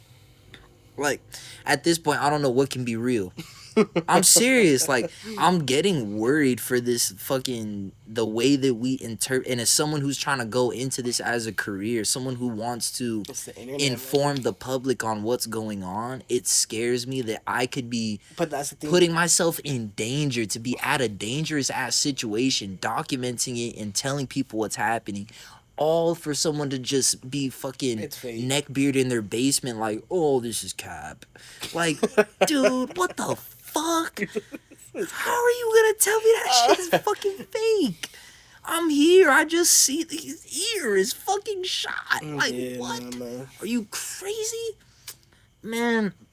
So yeah, that's just my little rant of like, bro, the internet has ruined people's brains, bro. That's what people think everything is some deeper, darker conspiracy. People are choosing what type of shit they want to learn nowadays, bro. It's not, oh, hey, like, this is what actually is going on, what's actually happening. Because, like, yeah, maybe sometimes things come true when it comes to those conspiracy theories or whatever, but not everything, of course, is fucking true, bro. Nah, bro, it's fucking ridiculous, bro. That shit's honestly... It just frustrated me, especially, like I said, as someone who's trying to go into this as a career, someone who wants to help inform the public. It sucks to see people who are like, I aspire to do what they're doing, like getting this news out to the people, and it's like, sometimes I do sit there and think like, what's the point? Like, am I doing this for a reason? But you gotta just remind yourself that like it's only a portion of people, and some people are smart enough to understand right from wrong and fact from fiction and shit. But it just feels like there's a growing portion of the population that is like just doesn't understand what the fuck is going on. Like they actually need to touch that shit right there. That's crazy. It's scary, bruh. It's scary. But fuck, bruh. Have you heard anything about like the actual shooter itself? I saw that it was like a 20-year-old kid or whatever. Did you see the picture of him? Yeah, the way he was dead, and That's also and also, I've seen the actual picture of how he looked like, but I also saw the picture he was like just laid out right there. That shit just kind of tripped me out of like how he looked at shit. I'm not gonna lie, like I didn't expect it to be such a like Person that's a lot of what a lot of people are saying, that he looked like a straight up Trump supporter, bro. That's what I'm saying. Like he looked like he would be about that shit. Yeah, no, it's and from what I heard, so this is all just like Twitter shit. I haven't so, gone deep into like who the kid was. Or so I could give you some shit, and again, like I'll caveat it by saying I've seen all of this on social media. So like I don't know if this is all 100% fact. I'm taking this with a grain of salt, but apparently he's like definitely. I saw he was a registered Republican. And registered Republican, and from what I understand, I think he was a part of making some like YouTube content that revolved around guns or something like that. I don't even know if we could talk about that on YouTube, but yeah, basically he's a weapons guy, from what I understand. Like he was a weapons enthusiast, yeah. And so fucking, it's definitely like weird to see that someone who like seems that they would have had the political views that aligned more with Trump to like go out and do something like that. So that's one thing I'm super curious about. Would be interesting, like something he loves, something. If there's any sort of motive that comes out about it or what, because it's just so far it's a very bizarre situation. I didn't know he was for real like Republican and all. Yeah, no, it's like documented that he's a registered Republican. That's wild. So and I mean, look, obviously, like you can register for a political party and then you might change your mind. I'm not trying to say that's impossible. It's just, it seems like from everything people have kind of gathered from whatever they could find online that he would have been more of a right-leaning person politically. And so for something like that, like I would have instantly assumed it would have been like some radical hippie left-leaning that's like just hates Trump and is sick of him and fucking, something along those lines. And it seems like it's not the case, which is super bizarre. But I mean, fuck, dude, it overall, I definitely like had one of those moments where I don't think I felt like that since January 6th when the Capitol riots happened, where it's like, holy fuck, this is a game changer. Like, this is a history changer. This is one of those ones that's like a big deal. This is an extremely big deal. Like, shit like this doesn't happen in America. Like, in other countries, political assassination stuff is unfortunately pretty common. Yeah, political coups are pretty common, but and obviously, of course, hoping for his health and everything, like I don't think the fool should be shot at, but at the same time I do kind of understand where some people are coming from, acknowledging the fact that like since Trump has gotten involved in politics in the United States, it seems like political violence has been the thing. Has There's kind of people risen. willing to catch fades for him, bro. 100%. It seems like his supporters kind of have more of a violent tendencies compared to other for some reason, bro. Just people for in some the past. reason, bro. And so, I don't want to. It's like kind of sensitive because like the dude just got shot at, and so I don't want to make this the moment where it's like let's attack Trump for whatever the fuck. But like at the same time, I think it has to be acknowledged that like politics have changed in this country dramatically. You know what I mean? Like the level of polarization and just like, bro, this fucking whatever animal that is, I feel like he's getting closer. You hear that joint? That shit's hunting us, bro. What the fuck is that? I do not know. That is. It sounded like it was more back over there, but now it literally sounds like it's on top of us, bro. Anyways, bro, what was I saying? Over here fucking about to fight the chupacabra and shit, but that's great, bro. Yeah, recording outside has been a fucking adventure.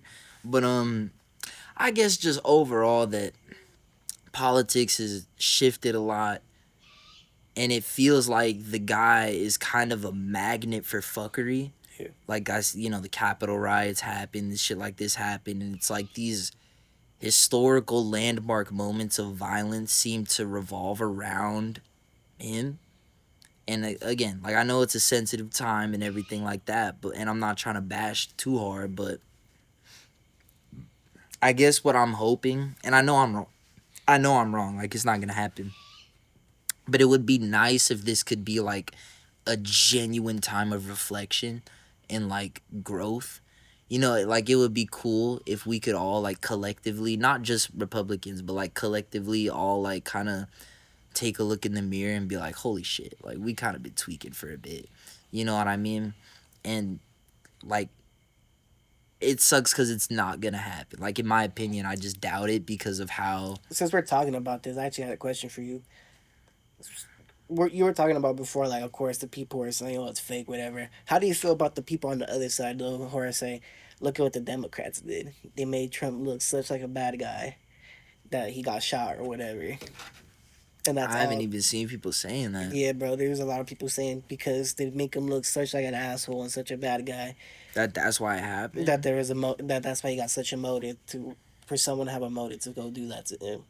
I think that's irresponsible speculation because we have no idea what the kid's motive When it is first right happened, now. once again, it's social media, but I saw that was a big thing on Twitter that because of the Democrats that they're making him look Again, basically like the villain. for us to have absolutely no fucking idea what was going through that kid's mind when all this shit happened. Like, if it comes out that he hated Trump and it like someone changed his mind in something, like maybe that's a point they can try and make at some point. Even then I would disagree because I think anything that has been said about him more often than not is because of shit that Trump has done. Like, it's not like people are throwing shit at him that is false. Yeah. More often than not, like I'm saying, like I know there is cases of that happens, but in general, my point is that like he's an easy target.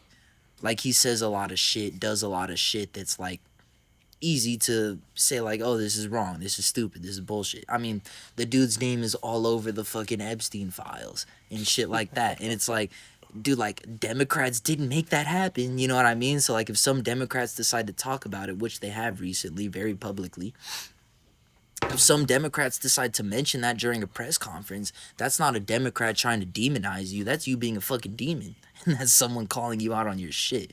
And so, like, I couldn't disagree more with that take. Like, if the guy wasn't a morally bad person, then maybe you'd have a leg to stand on and say, oh, like, is there like people trying to make him look worse than he is? But it's like he just got convicted of felonies for having sex with a porn star while his wife was pregnant. And it's like, Democrats didn't fuck that porn star. You know what I'm saying? Like, you did. And so you're a bad person. And if anyone comes to the conclusion that he's a bad person, it is because, in my opinion, is because he is a bad person.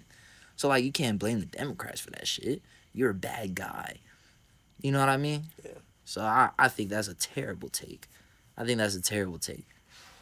But I mean, I'm curious, bro. Like, if you have any final thoughts on the fact that a fucking president got shot at, bro. Like, it's some crazy shit. I still want to see what has to come out, bro. I want to see what his motives were, bro. I think that's the thing we're all waiting for now. Like, now that we've got the identity, the next things is definitely like, why did he do it? Why did he do it? It's so out of nowhere, bro. Honestly, I thought it would never happen, bro. As much as like how much people hate this guy, man, I honestly thought no one was actually willing to actually do it. I thought if it would have 'Cause I'm happened, sorry. it would have been happened. Because if something like this would have happened recently, it probably would have happened when Obama was president. That's definitely so. One reason why that No offense, not trying to send. no, bad no. energy, but, like, You're you get right. What I'm trying You're to right. say, right? You're right. No, and the reason why it didn't, from what I understand, is that I believe the secret. This is what I've been seeing from the reporting I've been watching on the news, is that the Secret Service was always on a super high alert when Obama was running and when he was president, because they understood that the risk was exponentially higher Just because of who he racism. was, yeah. Yeah, His color so skin, yeah. because of that, like because the risk was inherently higher, the security was tighter. It's super locked And so down. I think that that's what it feels like the Secret Service and the law enforcement over in Pennsylvania where this shit happened, like kind of just got a little comfortable and felt like, you know, it's a small town, it's a farm town from what I Republican understand. Like town, it's not a fucking yeah. super, like they just felt like it was gonna be a low key little event, nothing too crazy, and shit probably be fine. Keep it moving. That's And wild, man. you know, those are the ones where shit can happen, man. It's definitely a landmark moment in history. You know, it's gonna be super fascinating to see how it impacts his campaign. You know, he's definitely, like, in my opinion, like as much as I don't like the guy, you can't lie that he isn't like one of the greatest milkers of all time when it comes to like taking some shit and like stretching it out and like he's gonna get his money's worth out of that fucking. And that might be a bit of an insensitive remark, but this is politics at the end of the day. Like we gotta understand the reality of the situation. Like he's gonna ride this wave of momentum that he's on right now, and it's gonna be fascinating to see. I don't know if you know, but there's like a big Republican convention coming up. I think it's literally starting tomorrow night in Milwaukee, and it's gonna be where like Trump officially becomes like the Republican nominee for president and stuff like that. So this was like supposed to be this week in Milwaukee was supposed to be his big coming out party, kind of, as far as like his nomination for the Republican Party. So I mean, he's still scheduled to speak. From what I saw, he's in Milwaukee still, so like he's gonna pop out, and I think he's gonna Definitely put do on a that, show. yeah. I think he's gonna put on a show. That's what he's known for, man. Absolutely, Jesus, bro. absolutely. So how do you feel about the people who are like saying, "Oh, he's definitely winning.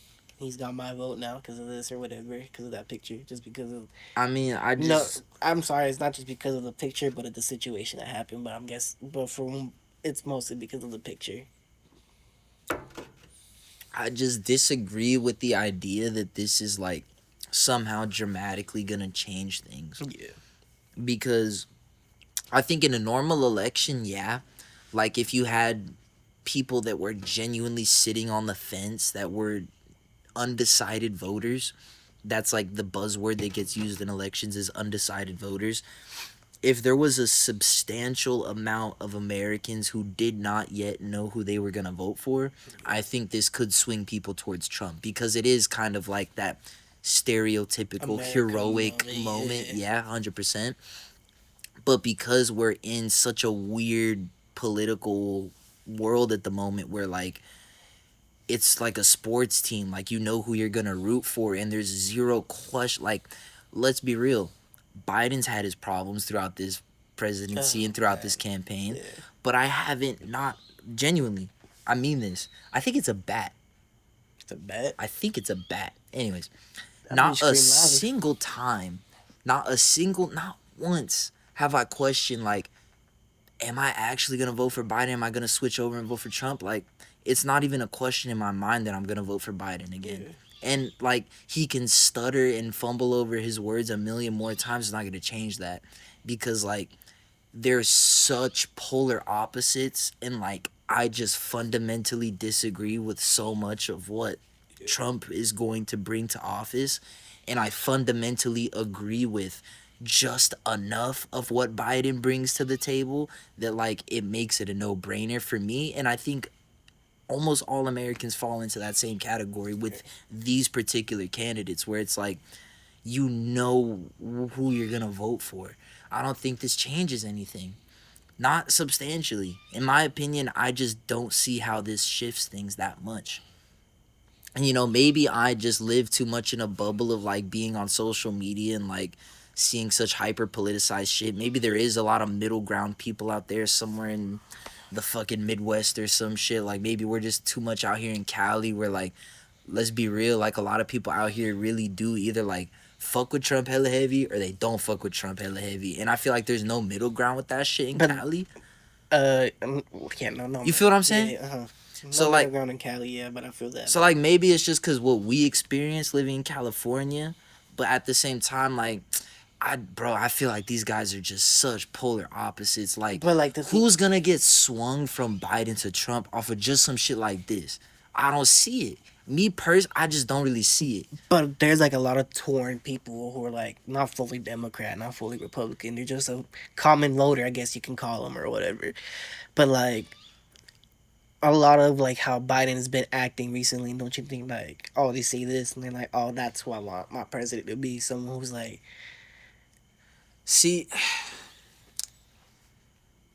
I don't know, bro. I feel like now we're getting into a whole other can of worms because the whole Biden shit is like, in my opinion, like kind of played out of proportion. mm-hmm. And so, like, yes, for sure, like, hella people see the clips that go viral of that fool and think, like, oh, this fool's dumb as fuck, this fool's tripping, blah, blah, blah. But, like, the people who are saying that and the people who are actually, like, believing that shit, I don't know if those people were gonna vote in the first place for either candidate. Like, I think the Biden voters don't really care as much. And the Trump voters already don't fuck with them. And I think the people who really are saying all this shit about like, oh, Biden's too old, Biden's this, Biden's that, I feel like most of these people weren't finna vote in the first place. Honestly. That's crazy. So that's like one thing of how I kind of look at it. And overall too, I think that like it's just the nature of social media. Like people know that these clips are gonna blow up more, and so just that's the shit you see now. Where it's like, if that fool stutters over his words, if that fool fucks up, guaranteed that shit's finna blow up on Twitter with tens of thousands, maybe hundreds of thousands of likes. But anytime that fool gives a good speech or has like some good ass points or says something that's actually like presidential and inspiring and unifying, you'll never see that shit. You'll never hear that shit. And so to me, that's the part where it's like, it feels kind of like, huh, what's going on here? And so I guess I say all that to say, like obviously the shit with Biden is rough at times. Like seeing that fool struggle over his shit is, it's not ideal to see a president that like is stuttering over his words and stuff like that. But at the same time, like, I feel like people be overlooking the messaging behind it. And that's the thing that kind of frustrates me. And again, like, I feel like it's mostly people who probably weren't going to vote in the first place. So it is what it is. Like, I don't know if it's really going to hurt his election. You know what I mean? Because, like, overall, like I said, like, people know who they fuck with or they don't fuck with. Like, it's not like you're going to... I don't think there's that many voters that are going to switch over from Biden to Trump just strictly off the fact that this fool stutters during his fucking speeches and shit. I really, truly don't. I really don't. I think it's a lot more just memes and people joking and talking shit. Do you think that it was like Kanye 2020, man. Do you think that shit's You remember Kanye 2020? Yeah. How viral it was? Everyone was talking about it. Oh, I'm going to vote for Kanye. I'm going to vote for Kanye. Mad celebrities were talking about it. Oh, vote for Ye, this, that, and the other. Bro, he got like no votes. Like when it comes to the real world, the ballots, people don't like a lot. It's super easy to talk shit on Twitter. Do you think that's just true though? Like that supposedly they're talking about telling that fool to step down and to let someone else be the nominee or whatever. Nah. Nope. Not at all. That's true. Nope, not at all. Not even a little bit. I think the only Democrats who are saying that right now are lower ranking members of the party who are probably doing it for the pub. Like, if I'm being honest, and like a lot of times, and y'all might hear this if we end up continuing talking about politics on this show, but like I really boil it down to like what's really going on here. I don't think a lot of these Democrats give a fuck either way, you know, if Biden stays in or he drops out. But I think a lot of them know that like if I'm a low ranking ass member of the House and no one gives a fuck about my committee and I'm like a bum ass fucking House of Representatives member. Yeah.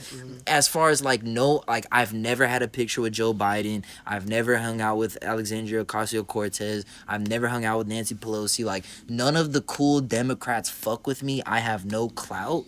You can definitely get an easy headline by going to some bum ass journalist and saying, "Hey, I think Biden should step down. I don't think he's cognitively able to run the country. People are going to talk about it because people, that's like the sexy narrative that people want to talk about right now because it's what gets the clicks. But I don't think anyone who's saying that shit seriously believes it. I think they're just doing it to get their name in the press. Because you haven't seen any high-ranking members of the party come out and say anything like that.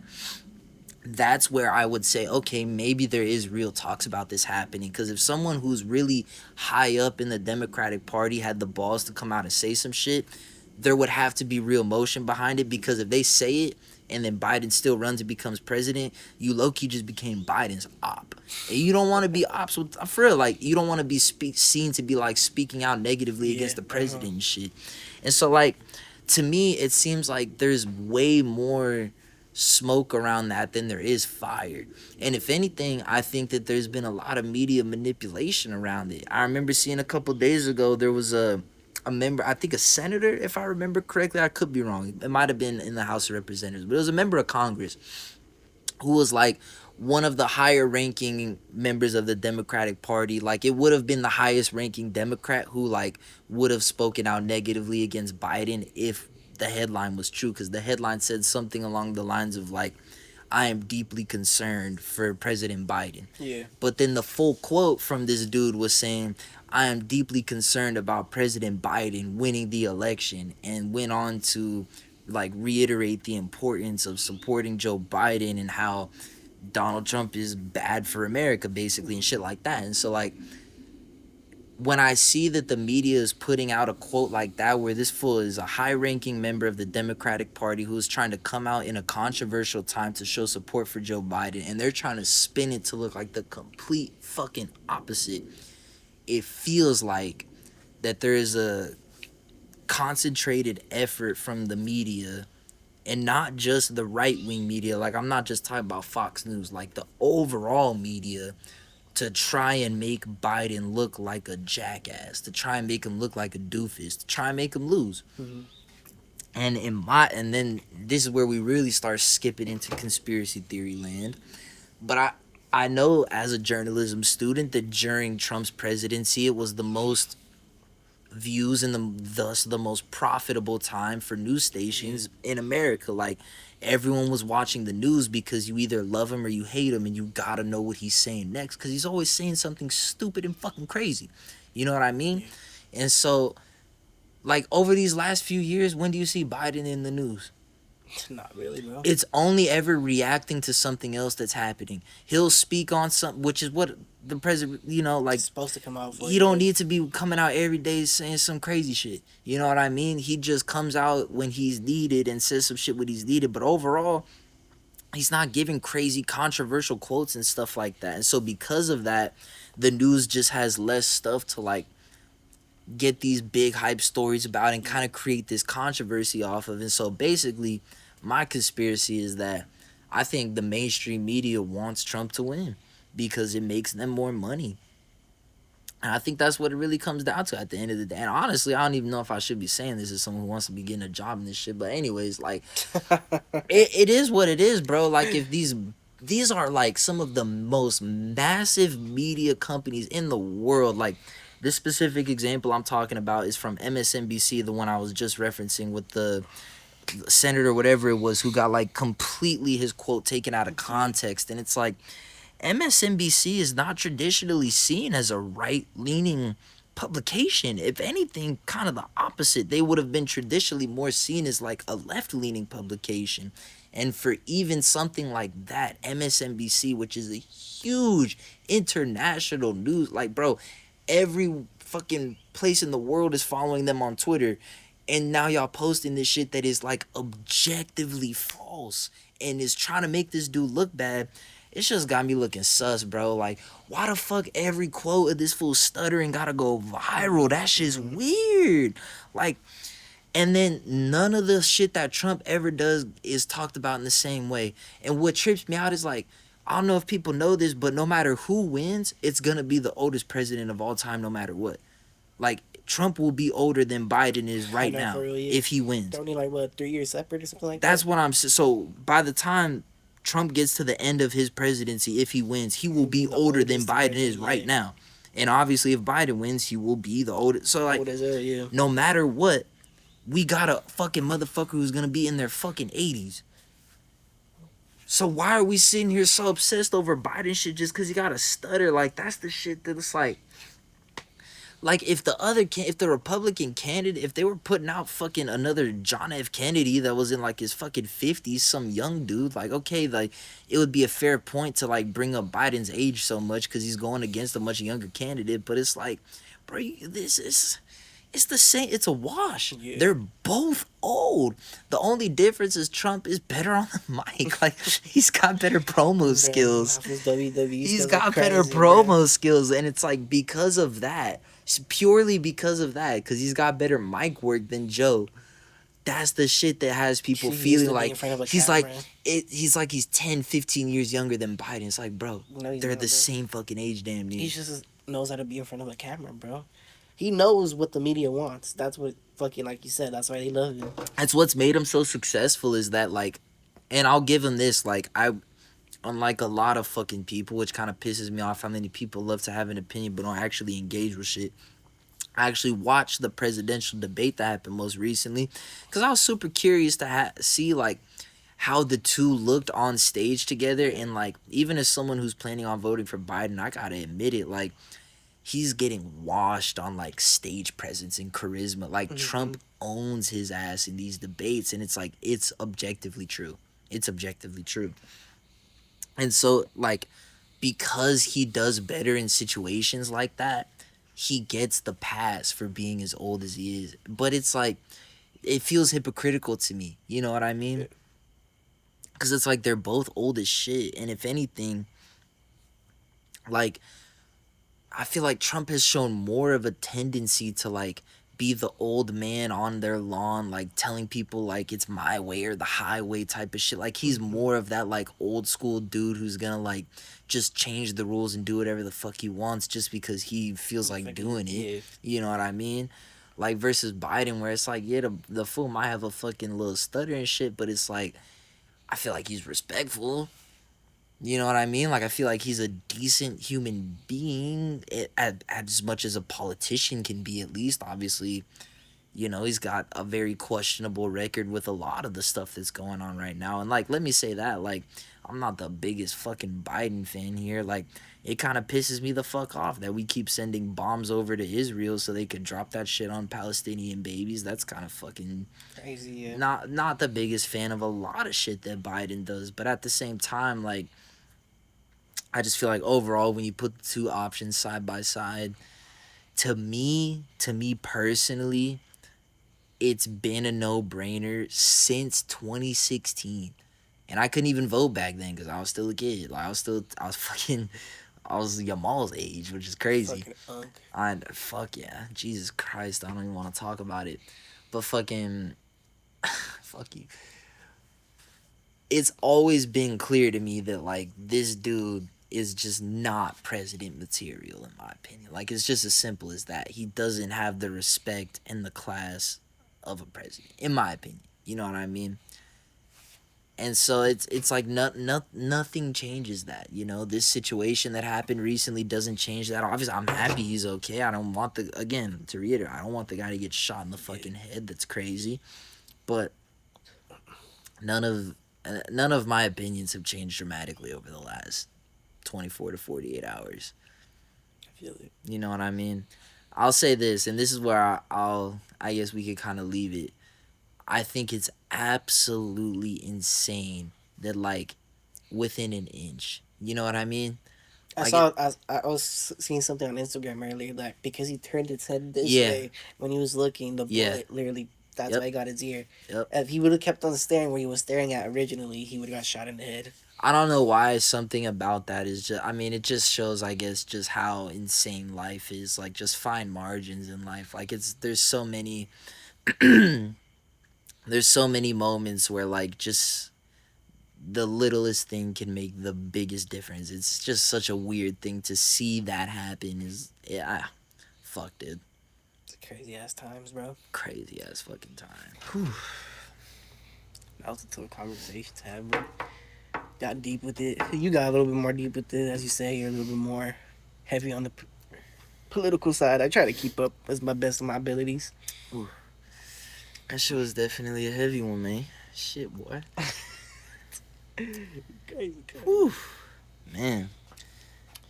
All right, man. Feel like we gotta land it on something a little more. Since we're talking about my skills earlier, bro. I mean, yeah, true.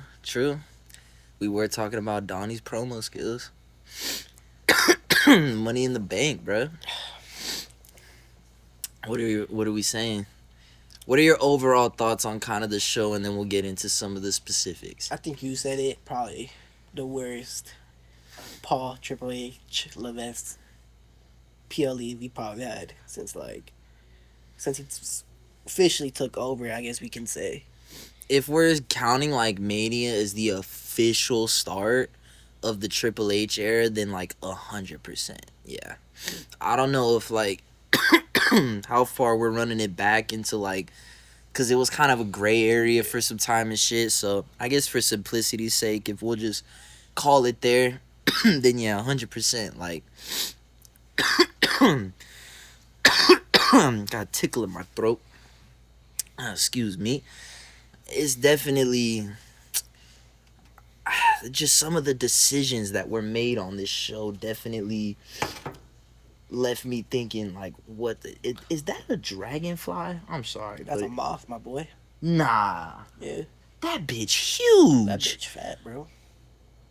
That bitch fat. That thing is We huge. got the Nature Channel up in this podcast, bro. That has happened a few times. That was ridiculous. I know, bro. That was low-key dumb, bro. That was huge. Ran into the lion, beat himself, bro. Man, but yeah, this, man, the booking decisions that were made here, I don't even know. Can we first, to starters, can we just say the men's Money in the Bank was a complete waste, basically? I think that's like the biggest problem that a lot of people had coming out of the show is like, dude, what the fuck was the point? What was the point? Like, I feel like there are so many other ways to use that briefcase that you can, even if your ultimate goal is furthering the storyline between like Punk and Drew and then adding in Seth and all that stuff, like there are ways to do it. Yeah. That don't force you to burn the case that night. You know what I mean? Yeah. So yeah, man, that was one of the super underwhelming decisions. I don't know, what was your initial reaction to all that? First of all, the women's Money in the Bank was way more entertaining than the men's Money in the Bank, bro. I can actually say for the women's, there is actually a point where I was like, I don't know who's actually going to win. I thought for a second you was going to be right from the last podcast when you said Chelsea Green. I was like, no way, she's actually about to get this. It looked like it for a minute, bro. Yeah. But nah, man. It honestly was like, they were for sure pushing Drew, you can tell. Throughout the whole match, they're for sure pushing Drew. It was low-key a waste. I don't know why. I guess I'm getting ahead of myself, but fuck it. Why would that be the cash in, man? Nah, yeah. Especially if he's not gonna get the title, I guess you would say. I'm not like a Drew fan or anything, bro. You know that specifically. But why would we waste such a good storytelling point and just literally him fucking wasting it? Now he has more beef with CM Punk. We already fucking knew that, bro. We fucking knew that already, bro. I think that's the biggest problem is that like the feud already felt so intense between the two of them. Like it didn't need this. Basically, this didn't take Drew any. The moment was him losing in Scotland. Like that was supposed to be his redemption, his moment, and Punk fucking him over in Scotland was such a perfect, well booked moment where like I genuinely believed Drew was gonna win that night, and to have Punk come out and fuck him over, like that worked. That worked so well. And this is like you're pouring gasoline onto a fire that's like burning the entire fucking forest already. You know what I mean? Like it's just unnecessary. It's absolutely unnecessary. And like there's people that really benefit from it too. Like Jey Uso, I feel so bad for him, man. Cause like it feels like they just don't trust him. They just completely fucked them off. They That don't whole want to pull Money the in the Bank, trigger bro. on the, and it's crazy because his whole gimmick is main event. It's main event Jey It Uso. hasn't been main event, bro. It's mid card Jey Uso, bro. That's wild, bro. Like it's it's not yet Jey Uso. It's crazy, bro. But like, and I really wish that they would give it to him because strictly off of the fact of like, bro has fucking earned it. Yeah, You know what I fuck, mean? Like bro. he's That's earned it. He legit. took the long way. He took the hard way, and he's earned it. He's done such great work in the latter part of his career, especially, and to continually like kick him back down the line is crazy to me. It's disrespectful, bro. It's ridiculous. And then you got other guys Like, like who does he have beef with right now? Chad Gable, no. I don't even. Yeah, exactly. I, See?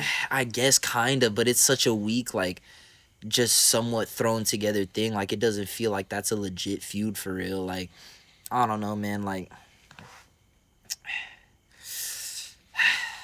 I just feel like overall they fumbled that men's shit heavy, bruh. Okay. They fumbled that men's shit heavy. That was rough. And that wasn't the only fumble of the night, in my opinion, because Uh, I'm going to be honest, bro. Braun Like, Breaker, you feel I me? know that you were saying that it wasn't time yet, like you predicted it correctly, but I still stand on it that, like, I feel like it They was the should've been. wrong decision, You feel bro. like they should have been the It was time? the wrong decision. It I don't just know, man. was.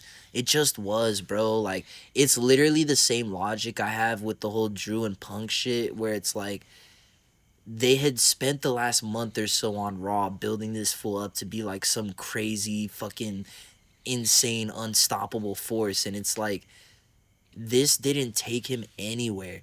This didn't add anything. Like this loss doesn't give him like It gives a momentum like push, bro. oh like he fucking Did anything happen this past Raw? I did not watch this past Raw. uh the shit with Rhea, right? Oh yeah, but that's Wasn't not, that it? that was the only thing. No, nothing I happened. mean, that was probably the biggest thing that happened. Yeah, I'm trying to think if there was any other big moments. I mean, they're kind of teasing it now that it looks like it might be a triple threat for the Intercontinental Championship Oh, for for real? SummerSlam, where I think it's probably going to be something involving Braun Breaker, Sammy, and Ilya Dragunov, I think. Oh shit. Okay. It's looking like that's going to be it because I think Ilya has a match against Sammy on the next Raw for the Intercontinental Championship, which I'm assuming Braun Braun Breaker Breaker is interfere in yeah. that shit, and that'll set up the triple threat. That's my guess, but like I just feel like overall they did such a good job of booking this character since he's come onto the main roster, and it's like you only get one chance to keep that streak of like an undefeated character, a truly unstoppable character. You only get that chance, and then once he loses, like it kind of loses that aura, Yeah. kind of loses that impact, and I just don't feel like this was the moment to do it. Like it's not like they pushed him into a feud that was too big too fast. Like the Intercontinental Championship felt right. I think Sami Zayn, like I said on the last fucking show, literally like he lost nothing by losing that match. Like everyone knows who the fuck Sami Zayn is. Everyone has so much respect for Sami Zayn, and like everyone knows that he would have bounced back and found himself into great feuds, great storylines like he always fucking does because he's a phenomenal worker and a phenomenal in-ring performer, phenomenal on the mic. He's just overall great.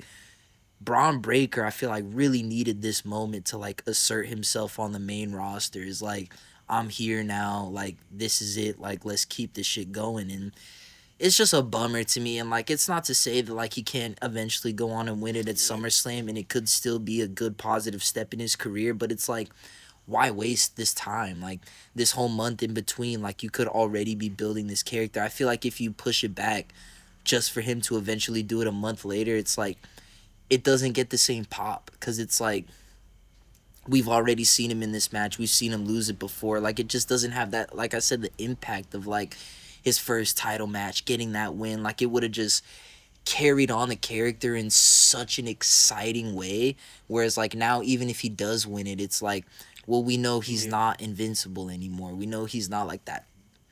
I don't know, man. I do still think he's a future WWE champion. I know it's early, but I think future Hall of Famer probably. Like the guy just has so much natural talent for this business. It seems like so.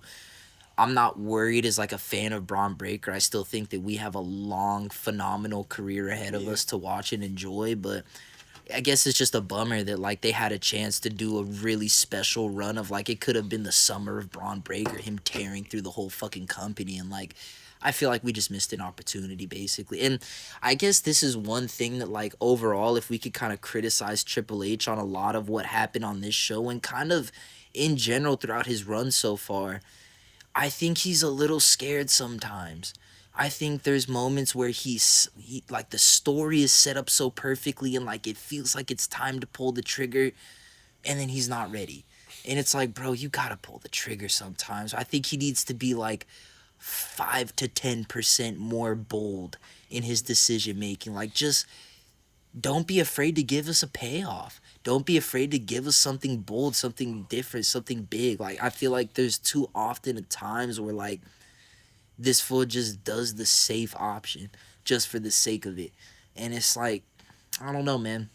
Like one of the things that's disappointed me post WrestleMania, I remember one of the one of the wrestling YouTubers I watched, Simon Miller, was talking about this where like he wanted to see, and I agreed wholeheartedly, where like post WrestleMania, because so many of the title reigns going into Mania were so long. Fucking Gunther, Roman, Rhea, like so many people have been holding the belts for a long time. Yeah. I wanted to see at least one of them have like switch, yeah. some quick switches happening. And we kind of saw it with Liv and Becky, but that didn't feel the same because Becky left as soon as that happened. And like Liv also got locked down into the storyline with Rhea where like we know the only person she's losing the belt to is Rhea Ripley. So like that one kind of got pushed into a different category.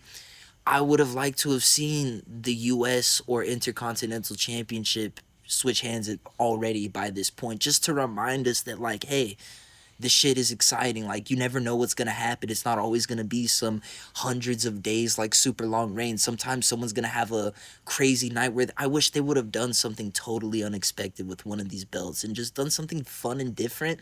And then you could have even switched it back after. But just a reminder of like, hey, these belts aren't glued to the stomachs of the people that they're on. Like they can switch, you know? And I don't know. I just feel like this dude is too. He's too scared with his booking sometimes. I think that's the only kind. And overall, I think like in the end, it always feels great because you get like that ultimate payoff, like Cody Rhodes finishing the story. And it's like, oh, this is great. This is so awesome. But it's like, yeah, I think a great example of this is the Damian Priest cash in at the last Mania, where like that was such a huge moment. That was such a great moment. Oh my God, that cash in was epic. But that whole lead up to the cash in was trash. Let's be real though. Like all the failed attempts was not it. That was not fun. Like it didn't make Damian look great. It didn't make Judgment Day look great. And so like he was so scared to pull the trigger for so long where like Seth would literally be fucking damn near in a wheelchair in the ring and fucking Damian is just napping in the back somewhere. And it's like, bro, yes, that moment where you eventually finally did it was great, but that doesn't, like, just because that's true doesn't mean that there couldn't have been moments way earlier where you could have done it and it still could have been great. And so I guess that's my thing with Triple H is like, and his booking style is like, even because like those big blowout like moments like hit because it's like, oh, we've been waiting for this shit. Oh my God, finally, no way, this finally happened, blah blah blah. Like because we get that big rush, I feel like it's easy for us to kind of ignore the fact that like sometimes it'd be taking too long to get to this point. You know what I mean? Like it don't need to be a fucking 6 month long story every single storyline. Why the fuck Judgment Day ain't broke up yet? Finn and Damien been beefing on and off for like a year damn near. Like, bro, it's shit like that where it's like we all know where this is going. We all can see the writing on the wall. So why do you want to see it fast paced though? Because I feel I'm like not saying we need to see everything fast paced. I'm just saying at a certain point, what we're doing right now is everything is slow paced. And so it's just like, bro, like it feels like it takes a while to get like from story to story sometimes. Like I feel like we be dragging these things on a little longer than we need to sometimes. Like, and it keeps the shows feeling stale. Like, I'm just saying, I want them to keep the shows feeling fresh. I want that shit to feel like you never know what's gonna happen. Like, you know what I mean? Like, I feel like that's been one of the few, and again, like, overall, I think he's done a really good job. But I'm just saying, this is one of the few criticisms I have, is that, like, shit be feeling a little too, I don't want to say predictable, because, like, I got a lot of my predictions wrong, but, like, should be feeling too safe. You know what I mean? Like, it feels like we don't be making the bold decisions sometimes. And I want to make more bold decisions. You know, like, and Vince was way too, like, obviously Vince has way more issues just as a person, but, like, just strictly as a booker, Yeah. he was way too bold. Like, he was way too willing to do, like, the unexpected or some crazy shit just to get a pop out of the fans and shit. So, like, maybe that's why he's kind of gone so far in the other direction. But I wish that he had, like I said, just, like, a little bit more of that boldness in him, to where, like, I feel like unexpected shit could happen more often. And it happens every once in a while. Like, I'll give him credit when fucking, what's their names, Alba Fire and Isla Dawn won the tag team championships. It's at Clash of the Castle in Scotland. Like, that's one of those moments where I was like, good job. Like, you did something bold. You did something different. Now, the reason why it didn't hit that hard is because the women's tag teams don't really be getting booked that strong. Like, obviously, like, the shit with Bianca and Jade was decent, but overall the division is kind of still in a weaker spot. So, but, like, I guess I just would like to see some of that type of shit with the solo titles, because it feels like that only happens with the tag teams, you know? That they're switching off constantly. Yeah, and I just feel like these solo titles, like, once someone wins it, it's like, all right, well, we know who the champ is for the next 6 months. Didn't barely The Miz and that other fool lose? Yeah. Not the other fool, fucking... I was gonna say, put some fucking respect on R-Truth, man. Damn. What's up, man? What's up? But yeah, that's just my little rant about some of the booking decisions on the show that kind of let me down. That was all. I also enjoyed the women's match. I thought that it was super great. I think that It was a really good match. they've been stealing the shows in a lot of cases. How you feeling about the Bloodline 2.0? How you feeling about Jacob? It was an interesting debut. They actually brought his ass to Canada, man. That was pretty crazy. That was hilarious that they actually got him through. They got him in, man. They got him in. But, bruh, I don't know, man. I guess they're just kind of building up to, like, Roman coming back, I guess. I don't know. Well, yeah, what the deal is going to deal with this. I don't know if they're fully going to push for, like, a solo v Cody match. I think it's going to happen at SummerSlam. That's confirmed, yeah. It's actually going to happen? Yeah, it's going to be Solo versus Cody at SummerSlam. I think the speculation is that, like, Roman might come out and get involved in some way, or come out after maybe, or some shit. But obviously, like, Cody's not gonna lose to Solo Sikoa. I think that would be extremely shocking. But like I said, like, I'm curious how your thoughts are. What are your thoughts on the Bloodline 2.0, on the Jacob Fatu kind of big coming out party? He's a fucking good ass wrestler. I was looking watching the last SmackDown, bro. That fool fucking tanks. He's a fucking tank, bro. The shit he did on SmackDown recently was I like how he catches him fucking midair and fucking slams him on his back. Bro, I don't know what that's called. The shit he does off of the ropes is like some Jeff Hardy shit. For a big ass dude that he is, it's not normal. He's insane, bro. He's an insane he does it too, athlete. Bro. He fucking goes crazy, bro. He's an insane athlete, and he does it with such intensity too with this character. Like, he looks like he actually wants to. He definitely adds something to the Bloodline, because before it was kind of hilarious trying to see, like, the Bloodline 2.0, but this was actually, like, that enforcer ass dude, bro. He does add that, like, legit scary kind of vibe, like, to dominant ass shit, bro. Yeah. Nah, man, I definitely feel you on that. Like, and I actually fuck with Solo, I think, more than a lot of the average fans do. Like, when everyone be chanting, like, we want Roman and all that other type of shit. Like, I don't know why, but, like, ever since, because just for context, like, I recently, about a little over a year ago, like, started actually watching wrestling again. And ever since I got back into it, I really have enjoy Solo Sikoa. I can't explain it, but it's something about, like, I've always enjoyed, like, the quiet, intense, like, people who just don't go for the bullshit, because it's like, wrestling is so full of like silly, goofy people who talk shit in ways where it's like in real life this will never happen. And I appreciate every once in a while sprinkling in a character that's like more realistic with the way they go about shit, where it's like, bro, I'm not here to like sit here and fuck around and talk shit with you. Like, I just want to beat your ass, and that's really all there is to it, you know?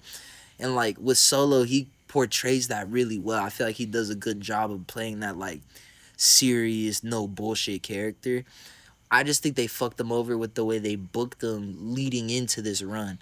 Like the fact that they had him losing so often, and basically he became like the fall guy for the bloodline. Like whenever they needed to lose a match to build up someone to make them look like they could beat Roman, but then Roman would beat them eventually. Solo was the guy that like all of Roman's challengers was getting, you know, like he was losing to them. And it's like because he had to become a story device to essentially boost Roman Reigns' challengers, because you can't have Roman losing any matches in the build-up, obviously. It made him, by default, look like a weaker character than he needed to, in my opinion. And so I've tried to, like, look at it from that perspective of, like, all the L's that he took kind of leading up to this whole Bloodline 2.0 shit, just kind of sweep it to the side and look at it from the character of, like, bruh, I know Solo, this character is like a hard motherfucker. He's not finna fuck around. So I was more bought into the Bloodline 2.0 shit than I think a lot of people were initially. Tama Tonga, I thought was fucking cool. Like, he's on that, like, Tasmanian devil vibe where he's just, like, trying to fuck everything up. Fucking... What the fuck was that one cut, though? It was making noises and shit. That shit, that's what I'm saying, though. Like, I like that. Because it's like... corny as... Nah, I like it, bro. It's wrestling, bro. Like, see, that's what I'm saying. Like, you got your Solo Sikoa in the group, and then he's more of the, like... serious wrestler, gimmicky kind of a dude with it. Like, it's a good balance for the group. And then you got fucking Tangaloa or whatever the fuck, which is, like... That's the one where I'm not really sold on it, bro. Like, he just hasn't said or done anything that's impressed me so far. Imagine he brought the other fool over instead of having Exactly. And so that's the thing where it's like, he'll still just... Hopefully they'll give him a moment where he's able to actually shine somehow. But so far, it's been rough for him. But fucking... I feel like now adding in Jacob has, like, been that missing piece where it's like... You have, like, the real, like...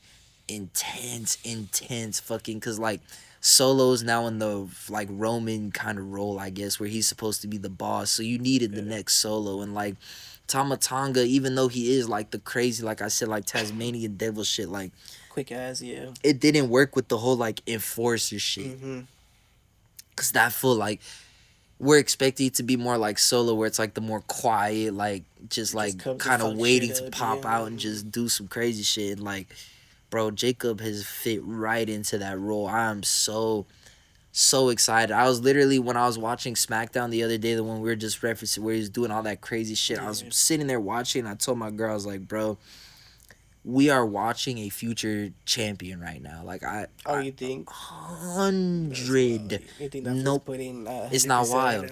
It's not wild. That's the thing, is it's not wild. And it's not a hot take. Match, bro, that's a future champ. That's crazy. 100%. Bro, the shit he's doing, and it's not just that, it's the shit they're allowing him to do. Do you understand that he no-sold Randy Orton's DDT off the ropes? Yeah, I saw that. And so think about that for a minute. If you the booker, if you Triple H, are you letting that fool do that if one day in like 2 years down the road you don't have a vision of that fool holding the belt for your company? You're not booking that fool to be that. This is one of your top, most legendary wrestlers in your modern era ever. And he's getting no-sold by a fool who's in his debut. Bro, that fool's gonna hold the fucking belt one day, 1,000%, bro. He's no-selling Randy fucking Orton in his debut. Like, that's the shit you gotta think about, bro. If he's no-selling Orton, it's fuck the offense. He's no-selling Randy fucking Orton. That's a future champion, bro. 100%.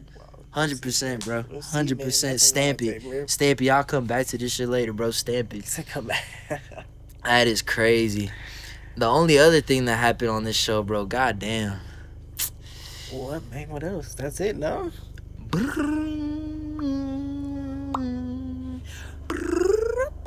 Oh, the retirement speech, bro.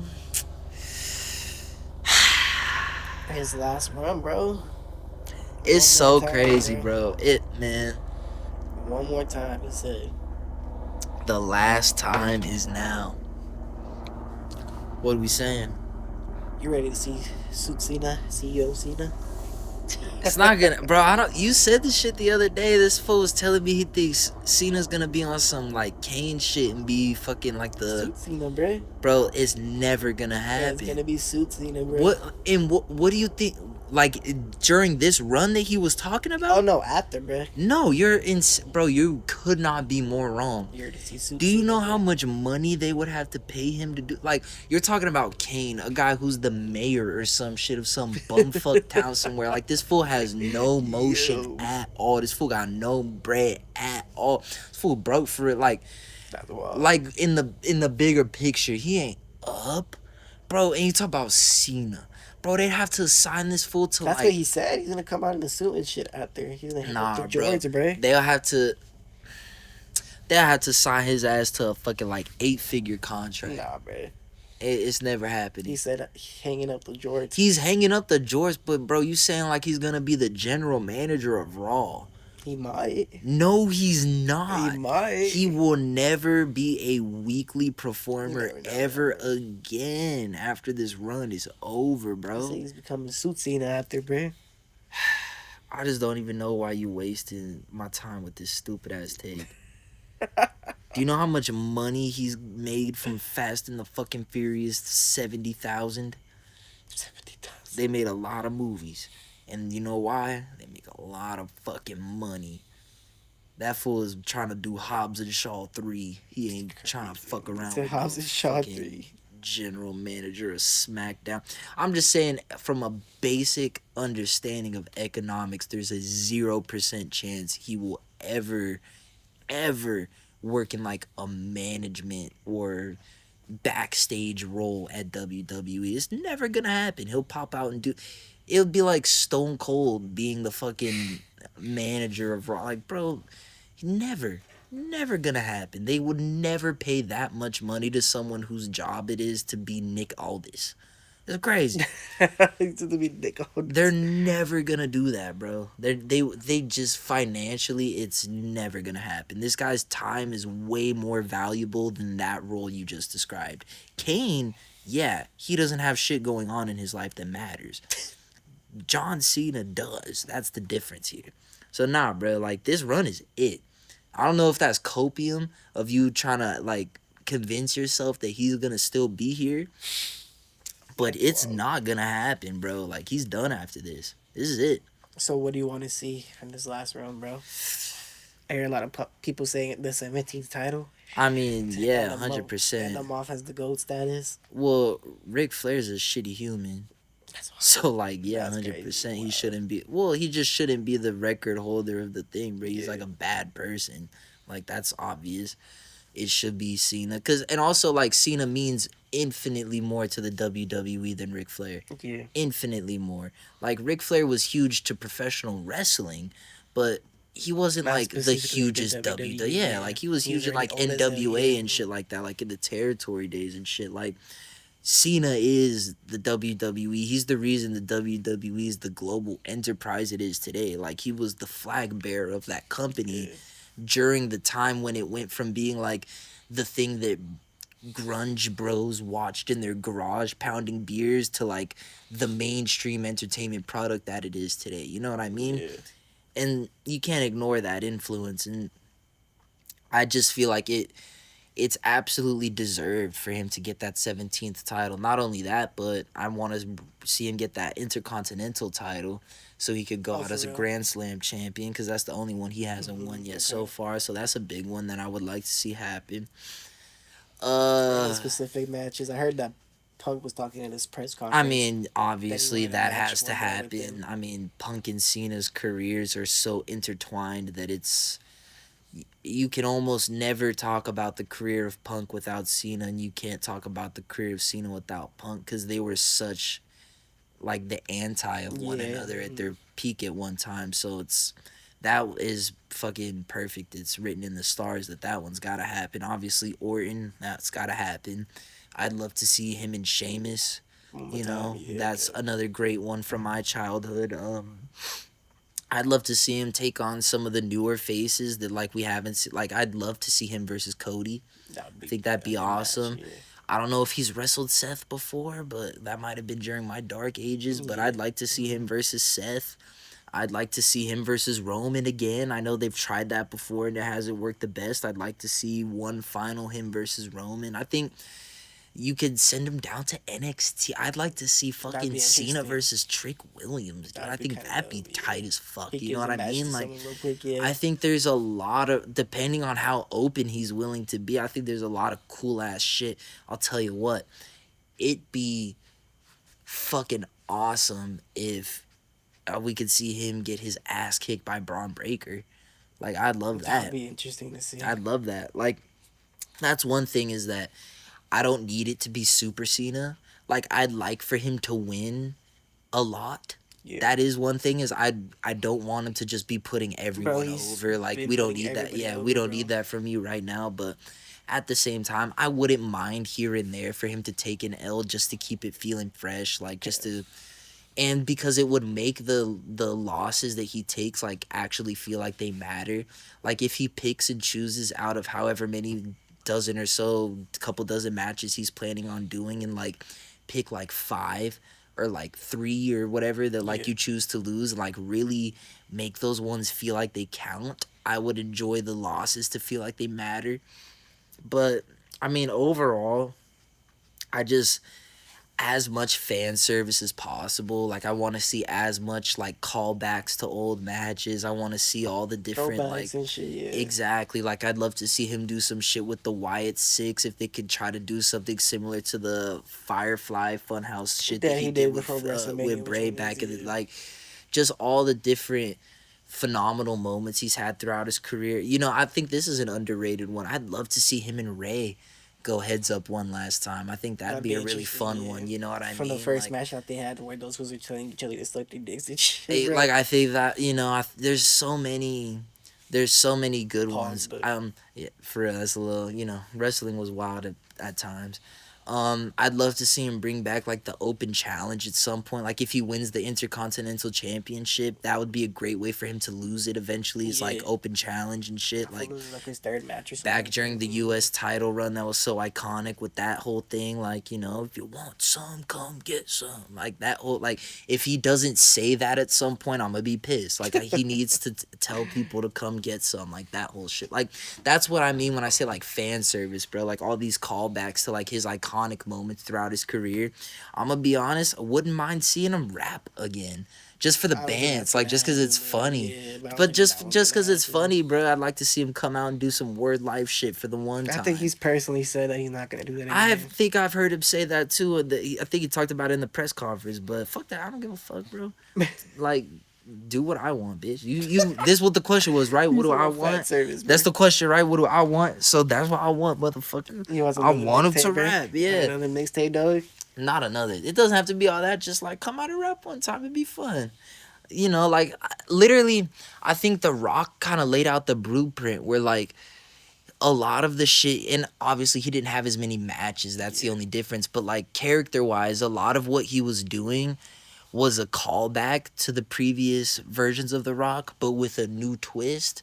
And I think like just you could do a lot of that shit, like a lot of callbacks to the old versions of Cena, but like obviously with a little bit of a twist here and there, you know what I mean? Like that's to be expected. But I mean, it's gonna be an emotional ride for myself and many other Cena fans out there. That shit's gonna be tough, but I'm really happy that he did it this way though. I'm happy that he let us know like well ahead of time, and like because we get to really appreciate it and take all the moments in, and like every single moment is gonna feel so special. And I mean, if there's anyone who fucking deserves it, bro, this guy has literally, I mean, in my opinion, he's the single greatest wrestler of all time. Like it's crazy because his in-ring work isn't even all that. Like I could probably name dozens of wrestlers from like a technical perspective that are better in between the ropes, but it's his character work, man. Like he connects with the people on a different level, and he's just got that charisma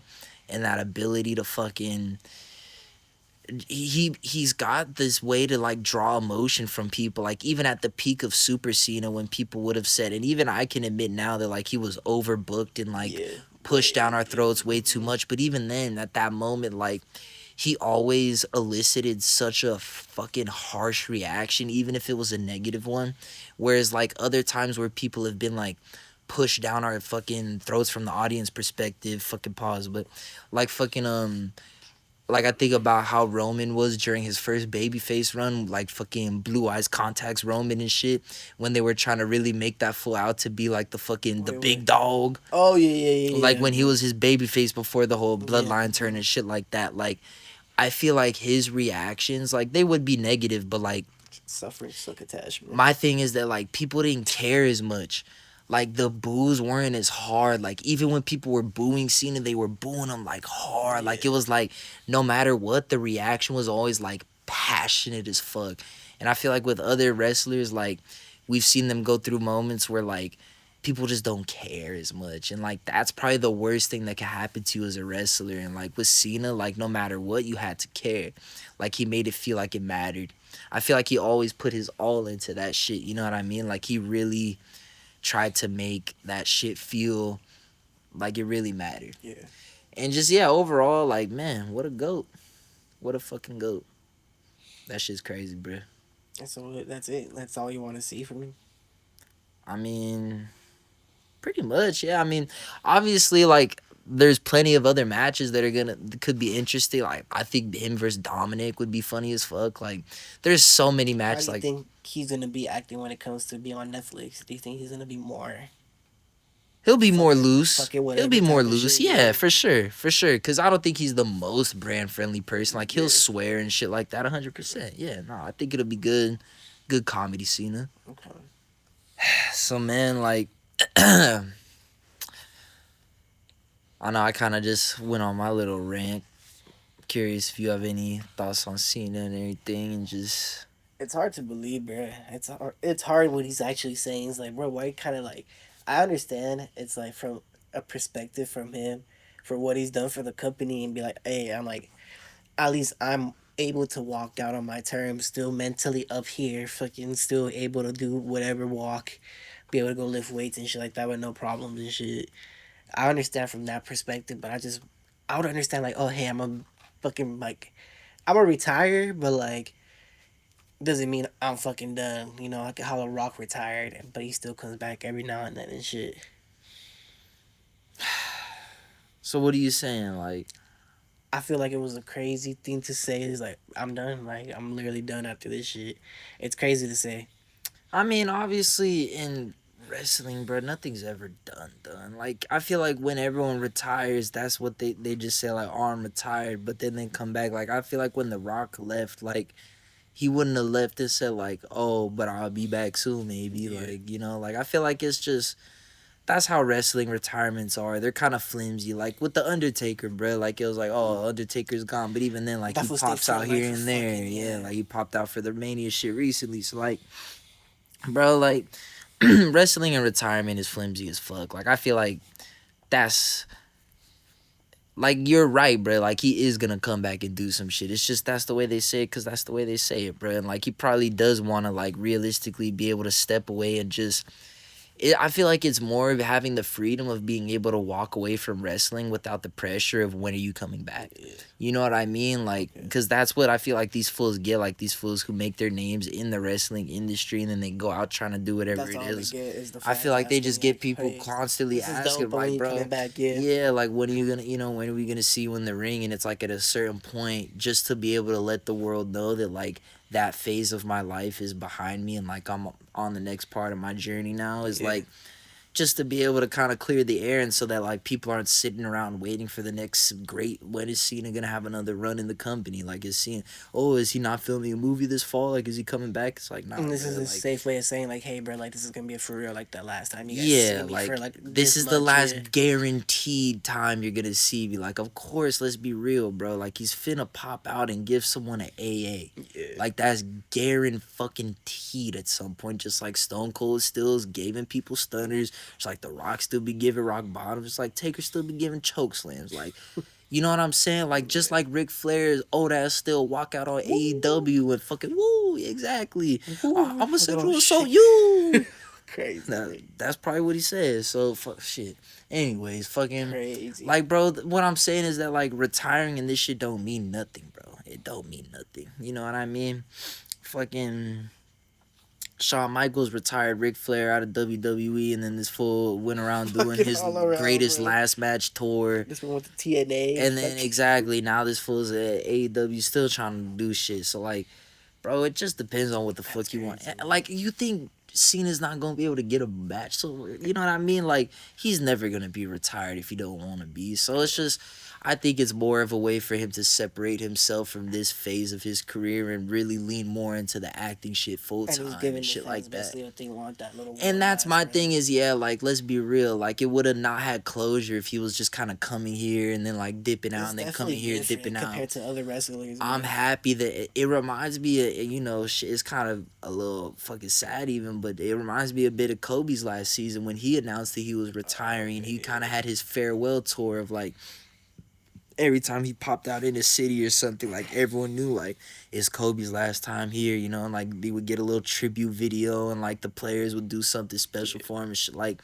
it just gave everyone a chance, basically, to give that fool his flowers, which, like, he deserved it, you know what I mean? Like, he was such a great player, and I feel like it's the same shit with Cena, where, like, I much prefer him announce it way ahead of time. Yeah. So now every single arena he goes to, they could give him his flowers. And they could properly, everyone could take in these moments. Like, every time Cena's theme song hits, I already was the type of person where in my room, I fucking crazy. hit this shit every time. But, like, now everyone gets to have that same experience with me of, like, truly appreciating every single Cena appearance and understanding, like, shit is rare, bro. We not getting too many of these left. And so it's just, I don't know, bro. I think, honestly, I wish more athletes did it this way where, like, they kind of almost bow out gracefully rather than having the game force them out at a certain point and everyone's like, oh, bro, this fool's kind of washed. This fool's unky now. Like, it's dope to me that I don't ever have to see my GOAT go down that path of being that wrestler where it's like, low-key, it's kind of fucked up to say, but it's like, I fuck with this fool heavy back in the day, but, bro, Jericho and AEW, where, like, a lot of people are like, bro, this fool's holding back hella of the younger talent from getting their shine, and this fool's kind of looking like that old-ass fool where it's like, bro, get up out the spotlight already. And it's like, I fucking loved Jericho, and it's kind of sad to see that fool falling off like that. He just wants as much money he can make. And so, like, it's good for me to see the, like, my GOAT, like, my favorite fucking professional wrestler, like, the guy who truly inspired me as a kid and shit, I could see him go out, like, on his terms. You know what I mean? Like, that's something that so many just athletes in any sport, like, don't get to have that opportunity to do that shit. So that's something that only the real GOATs get, you know, like, you got to be a real GOAT to bow out on your own time. It's crazy, but it doesn't, that's what I'm saying, it's different compared to the other retirements from other wrestlers, man. 100%. It's completely different, man. 100%. Fuck, bruh. It's been a goated ass run, bruh. Bro, this one's more crazier, bro. It's been a goated ass run from Cena, but it's been an even more goated ass run from us on this show today, bruh. That's what I was talking about. I feel like Cena now, bro. That was old news, bro. Fuck that. Facts, bro. Fuck that. That Yesterday's bro. World just keeps losing, bro. That facts. Facts. You know what's crazy? That fool should get thrown off Hell in a Cell one at a time, bro. They should have Mick Foley do it. Fuck it, get bro. His leg back. Fuck it, that would be crazy. Shit, bro. I want to see. This is my dream match. John Cena versus fucking JR, fucking Jim Ross. You're crazy as fuck, bro. In a lingerie match. That's wild. That's the end of the show. I don't know the full takes of that. Yeah.